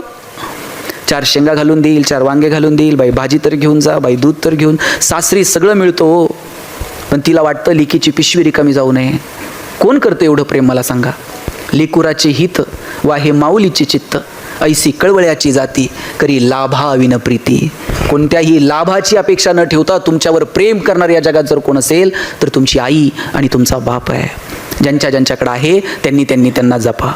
घरातली म्हातारी माणसं ट्यूबलाईट इतका प्रकाश देत नाहीत, पण त्यांचं देवघरात निरंजनासारखं तेवत राहणं महत्त्वाचं असतं. ते विझून गेलं ना, मग त्या लोकांची किंमत कळायला लागते. म्हणून ज्यांच्याकडे आहेत त्यांनी त्यांना जपा. घरातली आई आता भाकर थापू शकत नाही, पण तिनं नुसतं असं घरात कॉटवर बसून राहिलं ना तरी तिचं एक वैभव असतो घरात. घरातल्या म्हाताऱ्या बापाला शेतावर जाऊन काम करताना यायचं, पण बांधावर झाडाखाली बाप नुसता बसून राहिला ना तरी सुद्धा रुबाब असतो बापाचा. म्हणून या माणसांना जपा. डोक्यावर पदर घेतलेली नऊवारीतली आजी, धोतर टोपी फेटा घातलेले आपले वडील, ही शेवटची पिढी आहे साहेब. ही माणसं नंतर तुम्हाला औषधाला सुद्धा सापडायची नाहीत. संपली ही पिढी. नाती सुद्धा आता काका आणि मावशी ही तर नातीच संपली. एकच मुलगा आहे आणि एकच मुलगी आहे. आता याला मावशी मिळणार नाही, काका मिळणार नाही त्या पोरांना. काका आणि मावशी ही नाती आता म्हण होती, आई मरो पण मावशी उरो. इतकं मावशीचं प्रेम असायचं. पोरांना बापाला म्हणताना भीती वाटायची, मग ते चुलत्याच्या मागे लागायचे, काका मला हे दे, काका मला ते दे. आता ही नाती संपली. शेवटचा घटका मोजतायत ही नाती. ज्यांच्याकडे ही नाती आहेत त्यांनी ती जपली पाहिजेत. त्यांनी तो संवाद ठेवला पाहिजे.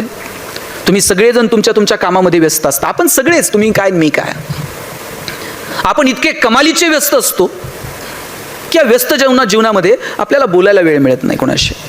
आता सुविधा आहेत, हातात मोबाईल आहेत, व्हिडिओ कॉल करता येतोय, पाहू शकता. कधीतरी वेळ काढून 2 मिनिट बोला.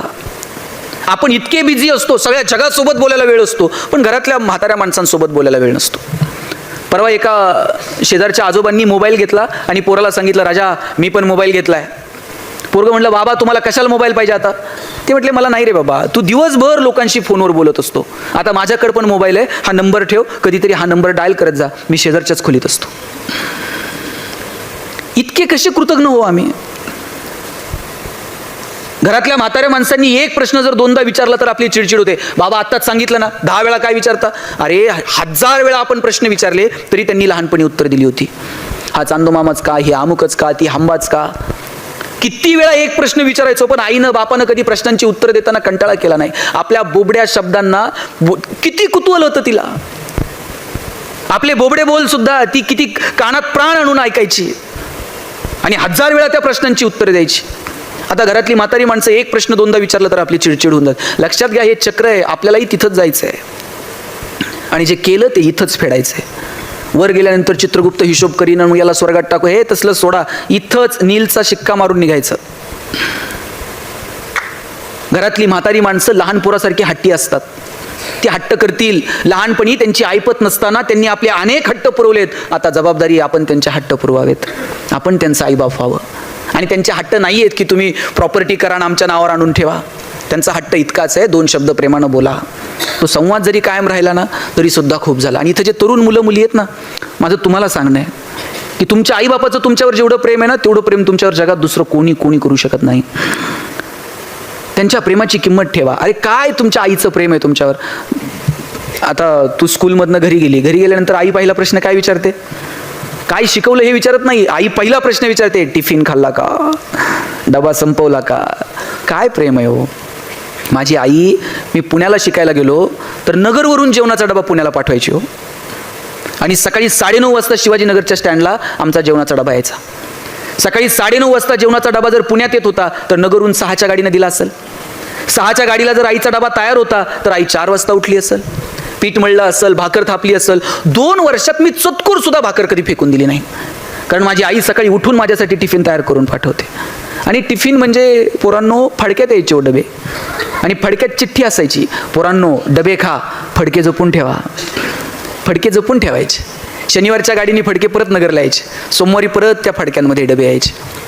खेड्यात अजून बरं आहे. आता तुम्ही बघा, पोरांचे डबे चेक करा. Maggi, noodles, Kurkure, pastries, biscuits, विकत आणलेले प्रोडक्ट पोरांच्या डब्यात असतात. आणि अजून जर परिस्थिती सुधारली ना, बायका 100ची नोट टाकून देतील डब्यात. नाही तर मग कॅन्टीनला गेल्यावर मला फोन कर, मी गुगल पे करते. इथपर्यंत येऊ देऊ नका. त्या नात्यांमधली मजा घेता यायला हवी हो. ते जपता यायला हवं. पोरींनो, तुमच्या बापाचं तर तुमच्यावर इतकं प्रेम असतं, तुम्ही जन्माला आलात ना त्या दिवसापासून बाप तुमच्या 2 गोष्टींचा विचार करतो. एक तुमचं शिक्षण आणि दुसरं तुमचं लग्न. बापाचं पोरावर प्रेम नाही, त्याच्यापेक्षा थोडं तरी जास्त प्रेम पोरीवर असतं. कारण बापाला ठाऊक असतं ओसरीवरती थुई थुई चिमणीसारखी नाचेल आणि एक दिवशी भुर्रकन उडून जाईल. बापाला वाटतं काय देऊ आणि काय नाही तुला. बाप स्वतःला चप्पल घेत नाही, पण तुम्हाला शाळेत जायला चांगले शूज आणून देतो. बाप स्वतः फाटलेलं बनियन घालेल, पण तुम्हाला कॉलेजला जायला चांगले कपडे आणून देईल. बाप सायकलवरती कामाला जाईल, पण तुम्हाला कॉलेजला गाडी घेऊन देईल, बसचा पास काढून देईल. पुरीच्या लग्नात तर बाप असा फेटाबिटा घालून मिरवत असतो, मान बिन अशी उंच करून. पुरीचं कन्यादान झालं ना, मग मात्र जावायच्या हातात मुलीचा हात देतो, खाली मान घालतो आणि सांगतो, जावाय बापू तळ हाताच्या फोडाप्रमाणे जपली, सांभाळून घ्या. दिवसभर त्याच्या डोळ्यामध्ये अश्रूचा एक थेंब येत नाही, पण पुरीची गाडी एकदा निघून गेली ना, मग मात्र खांबाच्या पलीकडे जाऊन रडतो तो बाप असतो. मला वाटतं त्या अश्रूंचा सन्मान ठेवता आला पाहिजे. जन्म दिलेल्या आईवडिलांना कधीच विसरू नका. जगात सगळ्या गोष्टी मिळतील, पण आईबाप कधी मिळत नाहीत. आणि म्हणून ज्यांच्याकडं नशिबानं आहेत त्यांना जपलं पाहिजे. त्यांच्यासोबत संवाद आणि तो स्पर्श आपल्याकडे असलं पाहिजे. मी सांगत होतो, नाती जपा. मग ते मित्रत्वाचं असेल, रक्ताची नाती असतील, पण या नात्यांना किंमत द्या. आपल्याला सगळ्या गोष्टींची किंमत कळाली, पण नात्यांची किंमत अजून कळालेली नाही. आपल्याला जमीन जुमला सगळं कळालं, पण नात्यांमधली मजा आपल्याला कळाली नाही. मला वाटतं ती नात्यांमधली मजा ज्या दिवशी कळेल ना, त्या दिवशी जगणं सुंदर होऊन जाईल. आपल्यामध्ये त्या संवेदनशीलता जिवंत ठेवा. इतरांसाठी काहीतरी करण्याची, इतरांसाठी काहीतरी देण्याची दानत आपल्यामध्ये ठेवा. काहींकडं ढिगाण आहे, पण देण्याची दानत नाही साहेब. इतकी प्रॉपर्टी आहे, बरं 1 रुपयाचं नाणं वर जात नाही, एक छदा सुतळीचा तोडा सुद्धा वर जात नाही. बरं देव इतका सुंदर वागलाय ना, घेऊनही काय यायचं नाही आणि घेऊनही काय जायचं नाही. याच्यापेक्षा काय सुंदर वागावं देवानं. देवानं जर घेऊन यायची सुविधा दिली असती आणि परत घेऊन जायची सुविधा दिली असती, आपण सोयीनं गेलो असतो का?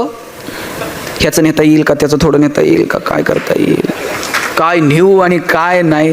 काय सुंदर वागलाय देव आपल्यासोबत. घेऊनही काय यायचं नाही, घेऊन मजा करा, आनंद घ्या, सगळं तिथंच ठेवा आणि मस्त निरोप घ्या. अहो नाव सुद्धा राहत नाही हो. चांगलं काम केलं तर नाव राहतंय, नाही तर गेलं ना, लोक नावानं सुद्धा हाक मारत नाहीत. विचारतात बॉडी कुठपर्यंत आली बघा म्हणतात, आणि आल्यावर थांबूही देत नाही. 2-4 जण तयार, घाई करा म्हणतात, उचला आता. लोकांनी घाई करायच्या आत जगून घ्या. लोकांनी उचलण्याच्या आत जगून घ्या. छोट्या छोट्या गोष्टींचा आनंद घ्या, मजा घ्या. इतरांच्या आनंदामध्ये स्वतःचा आनंद शोधायला शिका. आमच्याकडे एक माणूस आहे साहेब, इतकी प्रॉपर्टी आहे, पण 1 रुपया कधी कोणाला मदत केली नाही. एक दिवशी शाळेतली काही पोरं गेली आणि म्हणली, शाळेचं काम सुरू केलंय, आमच्या शाळेला जरा वर्गणी, मदत, देणगी द्याल. देणगी म्हणल्यावर ते हसायला लागलं. म्हणला देणगी? मी माझ्या पोरांची फी वेळेवर भरत नाही आणि तुमच्या शाळेला देणगी देतो काय? म्हटलं घरात कुणी आजारी पडलं तर घाई मी कधी दवाखान्यात नेलं नाही आणि तुम्ही मला वर्गणी मागताय? पोरं हातात झाली, म्हणली जाऊ द्या, आणि निघाली पोरं जायला. नीट ऐका मग कळतंय. पोरं जायला निघाली. त्या माणसाला काय वाटलं कुणास ठाऊक, त्यानं त्या पोरांना थांबवलं. म्हणले बाबांनो थांबा, तुम्हाला मी एक प्रश्न विचारतो, त्या प्रश्नाचं उत्तर जर तुमच्यापैकी कुणी बरोबर दिलं तर मी तुम्हाला 500 रुपये देणगी देईल. पोरं म्हटली 500 तर 500, बघू काय म्हणते ते. म्हणजे काय प्रश्न आहे विचारा. हा म्हटला माझे 2 डोळे आहेत, त्यातला एक डोळा खोटा आहे, अमेरिकेवरनं बसून आणलाय. आत्तापर्यंत कुणालाही ओळखता आला नाही खरा कोणता आणि खोटा कोणता. यातला खोटा डोळा कोणता हे जर तुम्ही ओळखलं तर 500 रुपये देईल तुम्हाला. पोरं म्हणली एवढंच आहे ना? त्यातलं एक पोरगं पुढं आला, म्हटला काका मी सांगू तुमचा खोटा डोळा कोणता आहे? म्हटले सांग. डावा डोळा खोटा आहे की म्हटलं तुमचा. ह्याला आश्चर्य वाटलं, कुणालाच ओळखता आला नाही आणि ह्या पोरानं सांगितलं डावा डोळा खोटा आहे. ह्यानं विचारलं तुला कसं ओळखता आलं माझा डावा डोळा खोटा आहे? त्यात काय अवघड आहे म्हटलं काका, तुमच्या डाव्या डोळ्यात मला थोडीशी करुणा दिसली, थोडंसं प्रेम दिसलं, थोड्या संवेदना दिसल्या, थोड्याशा भावना दिसल्या, आणि म्हटलं हाच खोटा असला पाहिजे. तुमच्याकडे पाहून तर वाटत नाही तुमच्याकडे हे शिल्लक आहे म्हणून. ज्या अर्थी डाव्या डोळ्यात हे दिसतंय या अर्थी तो खोटा असला पाहिजे, कारण खऱ्या डोळ्यात आता तुमच्या हे काहीही उरलेलं नाही. अरे जोपर्यंत संवेदना जिवंत आहेत ना तोपर्यंतच आपण माणूस आहोत, त्यानंतर मग नाही. म्हणून काय पेरायचं आणि काय उगवेल याचं समीकरण आपल्याला बाळगता आलं पाहिजे. म्हणून समृद्ध आयुष्य जगा, छोट्या छोट्या क्षणांचा आनंद घ्या. साधे साधे प्रसंग आहेत ते आठवून कधीतरी स्मित आपल्या गालावरती उमटलं पाहिजे. आयुष्याच्या संध्याकाळी जेव्हा आपण असे एकांतात असू आणि कुणीतरी आपल्याला बोलावतंय, खुणावतंय, आता जाण्याची वेळ आली आहे, याचे संकेत खरं तर भगवंत आपल्याला देत नाही, पण त्याची जर कधी चाहूल लागलीच तर जाताना स्मित आपल्या गालावरती असलं पाहिजे. देव खूप सुंदर वागलाय आपल्यासोबत. येण्याचे संकेत देतो पण जाण्याचे संकेत मात्र देत नाही. येण्याचे संकेत 9 महिने आधी मिळतात, कोणतरी येणार आहे, पण जाण्याचे संकेत 9 मिनिट पण आधी मिळत नाहीत. आणि जाण्याचे संकेत जर आधी मिळत असते, 9 महिने जर आपल्याला पत्र आलं असतं, तुमचं आटपलंय बरं का, हिशोब करून घ्या. पत्र आल्याबरोबर लोक गेली असते. देव किती सुंदर वागलाय, जन्माला येण्याचे संकेत देतो पण जाण्याचे संकेत मात्र देत नाही. एका स्मशानभूमीवरती खूप सुंदर वाक्य लिहिलेलं होतं, मेरी मंजिल बस यही तक थी, मैंने आते आते जिंदगी गुजारली.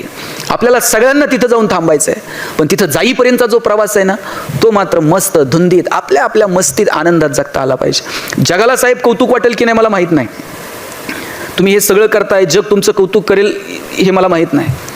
पण तुकाराम महाराज ज्यावेळेस जायला निघाले आणि तुकोबांना विचारलं, तुकोबा काय मिळवलं हो तुम्ही आयुष्यामध्ये? ग्रंथ लिहिले, अभंग लिहिले. तुकाराम काय म्हटले माहिती आहे? तुकाराम महाराज म्हणतात, कौतुक वाटे झाली या वेचाची. जगाला काय वाटतंय मला माहीत नाही, पण मी जे जगलो ना, माझं मला मात्र कौतुक वाटतंय. आपल्याला आपल्या आपल्या मस्तीत आपल्या धुंदीत जगता आलं पाहिजे, आपल्याला कौतुक वाटलं पाहिजे, इतकं सुंदर जगता आलं पाहिजे आणि आपल्या जगण्याचा इतरांनाही हेवा वाटला पाहिजे. संभाजीराजे निघाले जायला. काय हो संभाजीराजेंचं जगणं, पहाडासारखा हा पोलादी पुरुष जेव्हा औरंगजेबाच्या समोर उभा होता, ज्या संभाजीराजांच्या डोळ्यांनी आयुष्यभर या सह्याद्रीचं सौंदर्य बघितलं, त्याच संभाजीराजांच्या डोळ्यामध्ये तप्त सळ्यात सर्र आवाज करत आत घुसल्या, डोळे घेऊन मागं पडल्या, पण राजा मान झुकवत नाही. ज्या संभाजीराजांच्या कानाने आयुष्यभर या सह्याद्रीचं संगीत बघितलं, त्याच संभाजीराजाच्या कानात तप्त शिस ओतलं गेलं, पण राजा मान झुकवत नाही. ज्या संभाजीराजांच्या डोक्यावर आयुष्यभर सह्याद्रीचा मुकुट होता, त्याच संभाजीराजांच्या डोक्यात विदूषकाची टोपी घातली, पण राजा मान झुकवत नाही. औरंगजेबाच्या समोर असा पहाडासारखा संभाजीराजा उभा आहे आणि औरंगजेबानं विचारलं, बोल संभा, हार किसकी और जीत किसकी? संभाजीराजे म्हटले, हार कुणाची जीत कुणाची काय विचारतोस? आमच्या हातातल्या बेड्या काढ. ज्या क्षणाला आमच्या हातातल्या बेड्या काढशील, त्या क्षणाला संभाजी तोंडानं सांगणार नाही कुणाची हार आणि कुणाची जीत. संभाजीच्या हातातली समशेर सांगेल कुणाची हार कुणाची जीत. घरी गेल्यानंतर औरंगजेबानं डोळ्यात पाणी आणून सांगितलं बायकोला, कितना खुशकिस्मत है ओ शिवा जिसने ऐसी औलाद पैदा की, मेरी 4 औलादे लेकिन सब गधों की फौज. अरे औरंगजेबाला सुद्धा हेवा वाटला की काय संभाजीराजा जन्माला आला. मला वाटतं आपण आपल्या रुबाबात जगावं, आपण आपल्या मस्तीत जगावं. जगाला कौतुक वाटलं तर ठीक, नाही वाटलं तर आपल्या आपल्या जगण्याचं आपल्याला कौतुक वाटलं पाहिजे. इतकं सुंदर जगावं आणि त्यासाठी इतरांचं जगणं सुंदर करता येईल का याच्यासाठी प्रयत्न करा. आनंदाचे क्षण असे टिपकागदासारखे शोषून घ्या. केवळ आणि केवळ संपत्तीच्या जोरावर तुम्ही आनंदी राहू शकत नाही, हे आज ठामपणे लिहून घ्या. मी पुन्हा पुन्हा सांगतो, पैसे कमवा पण आनंदाचे क्षण टिपकागदासारखे शोषून घ्या. भूतानसारखं राष्ट्र आहे आपल्या शेजारी, ज्यांनी समाधानाचा निर्देशांक जाहीर केला आणि सगळ्या जगानं डोळे विस्पारले. भूतान सांगत होतं, आमच्याकडे चमचमीत रस्ते नाहीत, चकचकीत मॉल नाहीत, पण जगात आम्ही सगळ्यात समाधानी आहोत. एक तर दिवस असा येणार आहे की आपल्याला आपली सगळ्यांची प्रगती समाधानाच्या पातळीवरती मोजावी लागणार आहे. पैसे खूप येतो पण आनंद नाही. 10 साखर कारखान्याचे शेअर्स आहेत, पण डॉक्टरांनी सांगितले चमचाभर पण खायची नाही. कुठून मिळणार आहे आनंद? 10 लाखाचा दिवाण बनवून घेतलाय झोपायला, पण डॉक्टरांनी सांगितलंय मनक्यात गॅप आहे, चटेवर झोपत चला. कुठून आनंद मिळणार आहे? आनंद पैशांवरती नाही विकत मिळत. त्याच्यासाठी अपेक्षित असणारा संस्कार, आरोग्य, पर्यावरण, निसर्ग या सगळ्या गोष्टींचा समतोल आपल्याला कधीतरी साधावा लागेल की नाही. भौतिक गोष्टी मिळवण्याच्या नादामध्ये आम्ही निसर्गाकडे इतकी डोळे झाक केली, ओरबडत राहिलो निसर्गाला. माणूस अशा आविर्भावात होता की जगात आम्ही सगळ्यात बुद्धिमान आहोत. कोण आहे जगात सगळ्यात बुद्धिमान प्राणी? कोण आहे सांगा बरं? कोण आहे? तुम्हाला शंका आहे का? कोण आहे मग? माणूस. आणि हे कुणी जाहीर केलंय? हे माणसानं जाहीर करून टाकलंय आपण जगात सगळ्यात बुद्धिमान. मग 2 वर्ष आपली बुद्धिमत्ता कुठे गेली ती? डोळ्यानं न दिसणारं एक विषाणू सगळं जग जागेवरती थांबलं. आपण आपल्या बुद्धिमत्तेचा वापर निसर्गावर मात करण्यासाठी नव्हे, निसर्गासोबत जुळून घेता येईल का याच्यासाठी बुद्धिमत्तेचा वापर करायला हवा. मला आठवतंय, मी गावाकडे जर गेलो ना, असे गुडघे टेकून नदीला पाणी पिलेलं मला आठवतंय. लांबचा काळ नाहीये. आता पॅक बॉटलमधलं पाणी प्यायचं तर 10 वेळा माणूस विचार करते नीट आहे का. गावाकडे जर आंब्याच्या सीझनमध्ये गेलो, सगळ्या पोरांचे शर्ट भरलेले असायचे, प्रत्येक घरात आंब्याची आडी होती. जांभळाच्या सीझनमध्ये गेलो, गावातल्या 2-4 पोरांचे हात मोडलेले असायचे. बोराच्या सीझनमध्ये गेलो, 2-4 पोरांची डोकी फुटलेली असायची. निसर्ग भरभरून देत होता. आता आम्ही निसर्गाला त्याच्यावरती मात करायचा प्रयत्न करायला लागलो. निसर्गाला सांगावं लागलं, तुझं तोंड सुद्धा बघायची इच्छा माझी राहिलेली नाही, मास्क लाव. इथपर्यंत निसर्गानं आणून ठेवलं आपल्याला. निसर्गासोबत जुळून घेता येईल का? आणि मग आनंद शोधता येईल का? वृक्षवल्ली आम्हा सोय रे वनचरे, कधी सांगितलं हो तुकोबरायांनी? अहो, गोवर्धनाची पूजा करा, इंद्राची पूजा काय करता, निसर्गाची पूजा करा असं सांगणारा आद्य प्रवर्तक जर कोण असेल तर भगवान श्रीकृष्ण आहे. आपल्याला नाही कळालं हो निसर्ग, त्या निसर्गासोबत आम्हाला जुळून घेता येईल का? मला वाटतं याचा प्रयत्न करा. नाहीतर पैसे खूप आहेत पण आरोग्य नाही. सकाळी उठल्यापासून रात्री झोपेपर्यंत 100 गोळ्या खायच्या, पण टेन्शन नका घेऊ, कोणत्या कधी खायच्या तुम्ही लक्षात सुद्धा ठेवायचं नाही, इतकं सायन्स पुढे गेलेलं असेल. मार्केटमध्ये चिप येतील छोट्या छोट्या, त्या चिपमध्ये 100 गोळ्या ढकलून द्यायच्या, मनगटात चिप बसून टाकायची, 5वीला सटवाई पुसता ना त्याच्याऐवजी चिप पुजायची. आईने एंट्री करायची, सकाळी 2 ह्या दुपारी 2 त्या, बापाने एंटर मारायचं, दिवसभर एक एक गोळी रक्तात आपोआप सर्क्युलेट होत चालेल. आणि काळजी करू नका, त्या चिप फार महाग नसतील. महिला बालकल्याण विभागाकडनं BPL कुटुंबांना मोफत आणि APL कुटुंबांना सवलतीच्या दरात दिल्या जातील. आणि चायना प्रोडक्शन करायला लागलं तर कोणत्याही पानाच्या टपरीवर एक मिळून जाईल. आम्ही याच समाधान शोधणार आहोत का? जे आमच्याकडे आरोग्य नसेल, आमच्याकडे पर्यावरण नसेल, तर आपल्याकडे जे आहे ते चाचपडून बघा, ते टिकवण्याचा प्रयत्न करा आणि छोट्या छोट्या गोष्टींचा आनंद घेत जीवन जगा. शेवटचे एक 5 मिनिट घेतो. आमच्याकडे एक जण आहे, साहेब इतके पैसे आहेत त्याच्याकडं, पण त्याच्याकडे आनंद राहिलेला नाही आहे. शेवटी चिडला, अख्खी बॅग पैशाची भरली. एका दुकानदाराकडे गेला आणि म्हणला, ही अख्खी बॅग घ्या पण आनंद द्या म्हटला मला. दुकानदार म्हटला, पैशाच्या बदल्यात आमच्याकडे आनंद नाही मिळत बाबा. दुसऱ्या दुकानात गेला, तिथेही आनंद नाही. सगळी दुकानं पालथी घातली पण कोणत्याच दुकानात आनंद मिळाला नाही. रडत होता, निघाला होता रस्त्यानं, आणि रस्त्यानं जाता जाता एका मंदिराच्या बाहेर एक महाराज बसलेले दिसले. आणि महाराजांना म्हटला, महाराज पैशाची बॅग आहे अख्खी, अख्खी तुम्हाला ठेवा पण आनंद द्या. महाराज म्हटले, काय बॅगमध्ये? अहो पैसेच सांगितलं ना. चैन उघड. त्यानं चैन उघडली, अख्खी बॅग भरून पैसे होते. महाराज म्हणले, तुला खरंच आनंद पाहिजे? म्हटलं, हो 100% आनंद पाहिजे. आणि चैन लाव म्हणले. चैन लावली. डोळे झाक, मी सांगेल तोपर्यंत डोळे उघडायचे नाही, आनंदच आनंद म्हणले तुला. ह्या पठ्ठ्यानं डोळे झाकले. महाराज म्हणले, उघडू नको 5 मिनिट. नाही उघडत म्हणला महाराज. यानं डोळे झाकले. महाराजांनी बॅग खांद्यावर टाकली, महाराज गेले निघून. हे 5 मिनिटांना डोळे उघडून बघतंय, महाराज नाही, बॅग नाही, आनंद नाही. ह्याची धावपळ सुरू झाली. महाराज कुठे गेले? महाराज जाईना का गेले? बॅग घेऊन गेले म्हणला. सगळ्या गावात पळत होतं, रडत होता, ओरडत होता, महाराज बघितले का, बॅग बघितली का? महाराज बॅग घेऊन पळून गेले. सगळी लोक ह्याच्याकडे बघून हसायची. हे शेवटी चिडलं, रडत होता, एका दमलाने एका झाडाखाली जाऊन बसला. रडत होता, बॅग गेली, पैसे गेले, महाराज गेले, आनंद नाही, काय नाही. आणि रडता रडता याची नजर रस्त्याच्या पलीकडे एक झाड होतं, त्या झाडाच्या खाली गेली. त्या झाडाच्या बुंध्याला खोडाजवळ बॅग त्याला दिसली. बॅग दिसल्याबरोबर जीवाच्या आकांतानं पळतच गेला. बॅग हातात घेतली. पहिल्यांदा काय केलं असेल? चैन उघडली. पैसे जसेच्या तसे होते, जसेच्या तसे पैसे बघितले, चैन लावली, बॅग अशी कवटाळली आणि जोरात ओरडला. म्हटला, एवढा आनंद मला माझ्या आयुष्यात कधी झाला नव्हता. झाडाच्या मागे लपलेले महाराज बाहेर आले. म्हणले, तुला हेच तर हवं होतं आणि तू कुठे शोधत होता? इकडे तिकडे नाही हो, आपल्या हात आहे, पण आपण इकडे तिकडे बाजारात आनंद शोधत फिरतो. सुंदर जगण्याचं सूत्र आपलं आपल्या हातात आहे, ते शोधता आलं पाहिजे. म्हणून जाताना इतकंच सांगतो, छोट्या गोष्टींचा आनंद घ्या. मोठी दुःख थोडीशी बाजूला सारा. दुःख कवटाळत बसू नका. दुःख सगळ्यांच्या वाट्याला आहेत, कुणाच्या वाट्याला दुःख नाही आलं?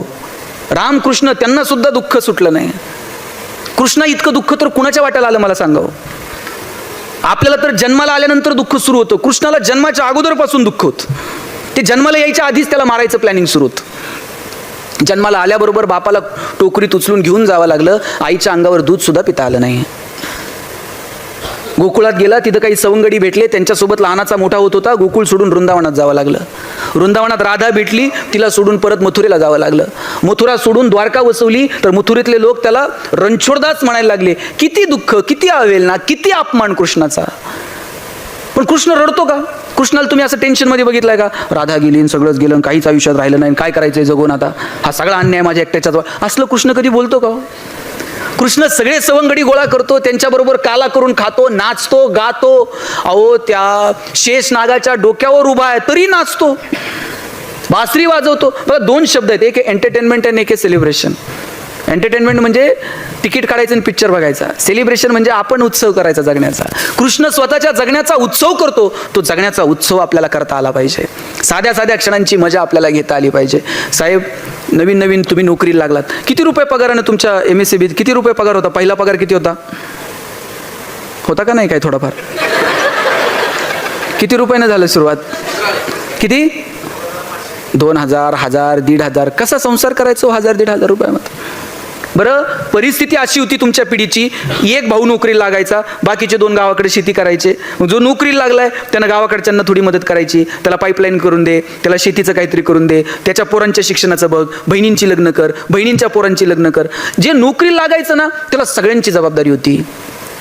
गावाकडनं 4 माणसं जर इकडं शहरात आले, आई पटकन पुढे जायची, आता जेवून जा म्हणायची, मी 4 भाकरी टाकते. आनंद होता हो. पैसे नव्हते. 10x12च्या खोलीमध्ये नोकरदारांनी संसार केले. माझे वडील तर रिटायर झाले ना, 15,000 रुपये, 15-16,000 रुपये काहीतरी पगार होता रिटायरमेंटला. आता पेन्शन त्यांना 30,000 रुपये. आणि रिटायर झाले तरी त्यांची सोसायटी फिटली नाही. कायम शिक्षक बँकेतनं कर्ज काढायचं, ती सोसायटी रिटायर झाल्यानंतरही पेन्शनमधनं भरत राहिले. पैसे नव्हते या लोकांकडे, पण आनंदी होती माणसं. आम्हाला कधी वाटलं नाही की आपण गरीब आहोत, आपल्याकडे साधनं कमीत, असं कधी वाटलं नाही. 5वीत आल्यानंतर मी चप्पल घेतली. 5वीपर्यंत चप्पल नव्हती, पण वाटलं नाही की आपल्याला चप्पल सुद्धा नाही घालायला. आपल्याकडे काही कमी आहे याची जाणीवच कधी झाली नाही. त्या साध्या गोष्टी होत्या, पण त्यातला आनंद इतका भरभरून होता ना. मला वाटतं तो आनंद आपल्याला घेता आला पाहिजे. छोट्या छोट्या गोष्टींमधलं सुख. आता 1000-2000 रुपये पगार, बायको जर तुम्हाला कधी म्हटली इथून चला जरा नागपूरला जाऊन येऊ, अहो पेट्रोल नव्हतं, कधी गाडी नव्हती स्वतःची, मित्राची गाडी घ्यायची, 50 रुपयाचं पेट्रोल टाकायचं, निम्म्या रस्त्यात गेल्यावर गाडीतलं पेट्रोल संपत होतं. मग गाडी वाकडी करायची, टाकीत फुकायचं की का. कसले सायंटिस्ट होते. बायको असं बघायची, कोणत्या मुहूर्तावर यांची माझी गाठ पडली कोणास ठाऊक. अशामध्ये बायकोनं नुसता खांद्यावर हात ठेवू द्या बरं, कित्येकांच्या गाड्या बिना पेट्रोलच्या नागपूरपर्यंत गेल्या होत्या. आता AC गाड्यांमधून नवरा बायको फिरतात पण बोलत नाहीत. नवरा तिकडच्या खिडकीतनं तिकडं बघतो, बायको इकडच्या खिडकीतनं इकडं बघते, ड्रायव्हर मधल्या आरशातनं दोघांकडे बघत असते. हे बोलत का नाहीत? साहेब, साधनं वाढत गेले पण आनंद मात्र होरपळून गेला. म्हणून छोट्या छोट्या गोष्टींची मजा घ्या. माझे वडील शिक्षक, आमचं घर पत्र्याचं, कॉलनीमध्ये सगळ्यांची घरं स्लॅबची होती, फक्त आमचं एकटंच घर पत्र्याचं होतं. मी माझ्या आईला म्हणायचो, आई सगळ्यांची घरं स्लॅबची आणि आपलं एकटंच पत्र्याचं का? आई म्हणायची, तुझे वडील शिक्षक आहेत म्हणून घर पत्र्याचं.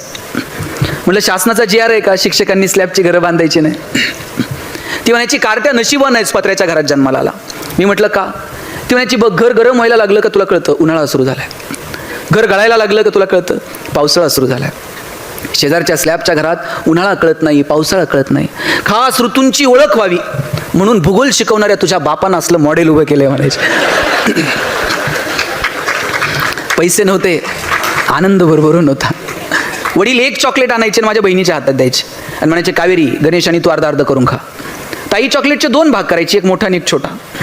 ताई चॉकलेटचा मोठा भाग मला द्यायची, छोटा स्वतःला ठेवायचे. चॉकलेट छोटं होतं पण आभाळ एवढा संस्कार करून गेलं. मोठ्या लोकांनी मोठ्या गोष्टी मोठ्या मनानं छोट्या लोकांना द्यायच्या असतात. लवंगी फटाकड्याचा पुडा जर आणला ना दिवाळीला, अख्खी लढ कधी एक खटी वाजवली नाही हो. एक फटाका सुट्टा करून वाजवण्यातली मजा काय असते ती जवळून अनुभवली. शाळेत असताना, आता तुम्ही माहीत नाही पोरींनो काय करत, आम्ही शाळेत असताना मोराचा पीस वहीत ठेवायचं. तुम्ही ठेवता का? आमचे सिनियर सांगायचे 2 वर्ष ठेवावा लागतो. म्हटलं काय होतं? म्हटले त्याला पिल्लू होतं 2 वर्षांनी. कधीच झालं नाही, पण वेड्या आशेनं 2-2 वर्ष मोराचा पीस वहीत जपून ठेवला. काय मजा होती हो.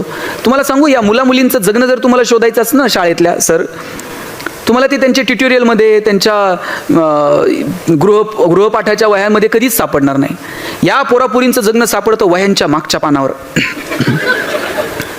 पोरींनी मेहंदीचं डिझाईन काढलेलं असतंय, रांगोळीचं डिझाईन काढलेलं असतंय. पोरांनी तर किती नावं खुडून पुन्हा गिरवलेली असतात. हे जगणं आपल्याला तिकडं सापडतं. मला वाटतं ते जगणं आपल्याला त्या लेकरांचं जे आहे ना ते शोधता आलं पाहिजे. साध्या गोष्टींचा आनंद घ्या, मस्त धम्माल करा. आयुष्य परत कधीच मिळत नाही. संकट सगळ्यांच्या वाट्याला येतात, ती संकट बाजूला ठेवायची आणि टिप कागदासारखे आनंदाचे 4 क्षण शोधायचे. एका माणसाच्या मागं वाघ लागला, केवढं संकट आहे सांगा. तर तुम्हाला तर रोजच वाघ आहे, पण तो माग लागल्यानंतर साधं दुःख आहे का? इथं कुत्रं मागं लागलं तर सुधरत नाही, वाघ मागं लागलाय त्याच्या. ते वाघापासून वाचता यावं म्हणून पळत जाऊन झाडावर चढला, झाडावर गेला, फांदीवर विसावला आणि पुढून आजगर येताना दिसलं. काहींचं नशीबच असं असतंय. त्या अजगरापासून वाचावं म्हणून दुसऱ्या फांदीवर गेला, आग्या मोळाला हात लागला आणि सगळ्या माशा मागे लागल्या. केवढी संकट हो. खालून वाघ वाट बघताय, एकीकडनं अजगर आलंय, एकीकडनं माशा मागे लागल्यात, तरी सुद्धा खांद्यावर पडलेला मधाचा थेंब त्यानं जिभेनं चाटून घेतला. मला वाटतं याला जगणं म्हणतात.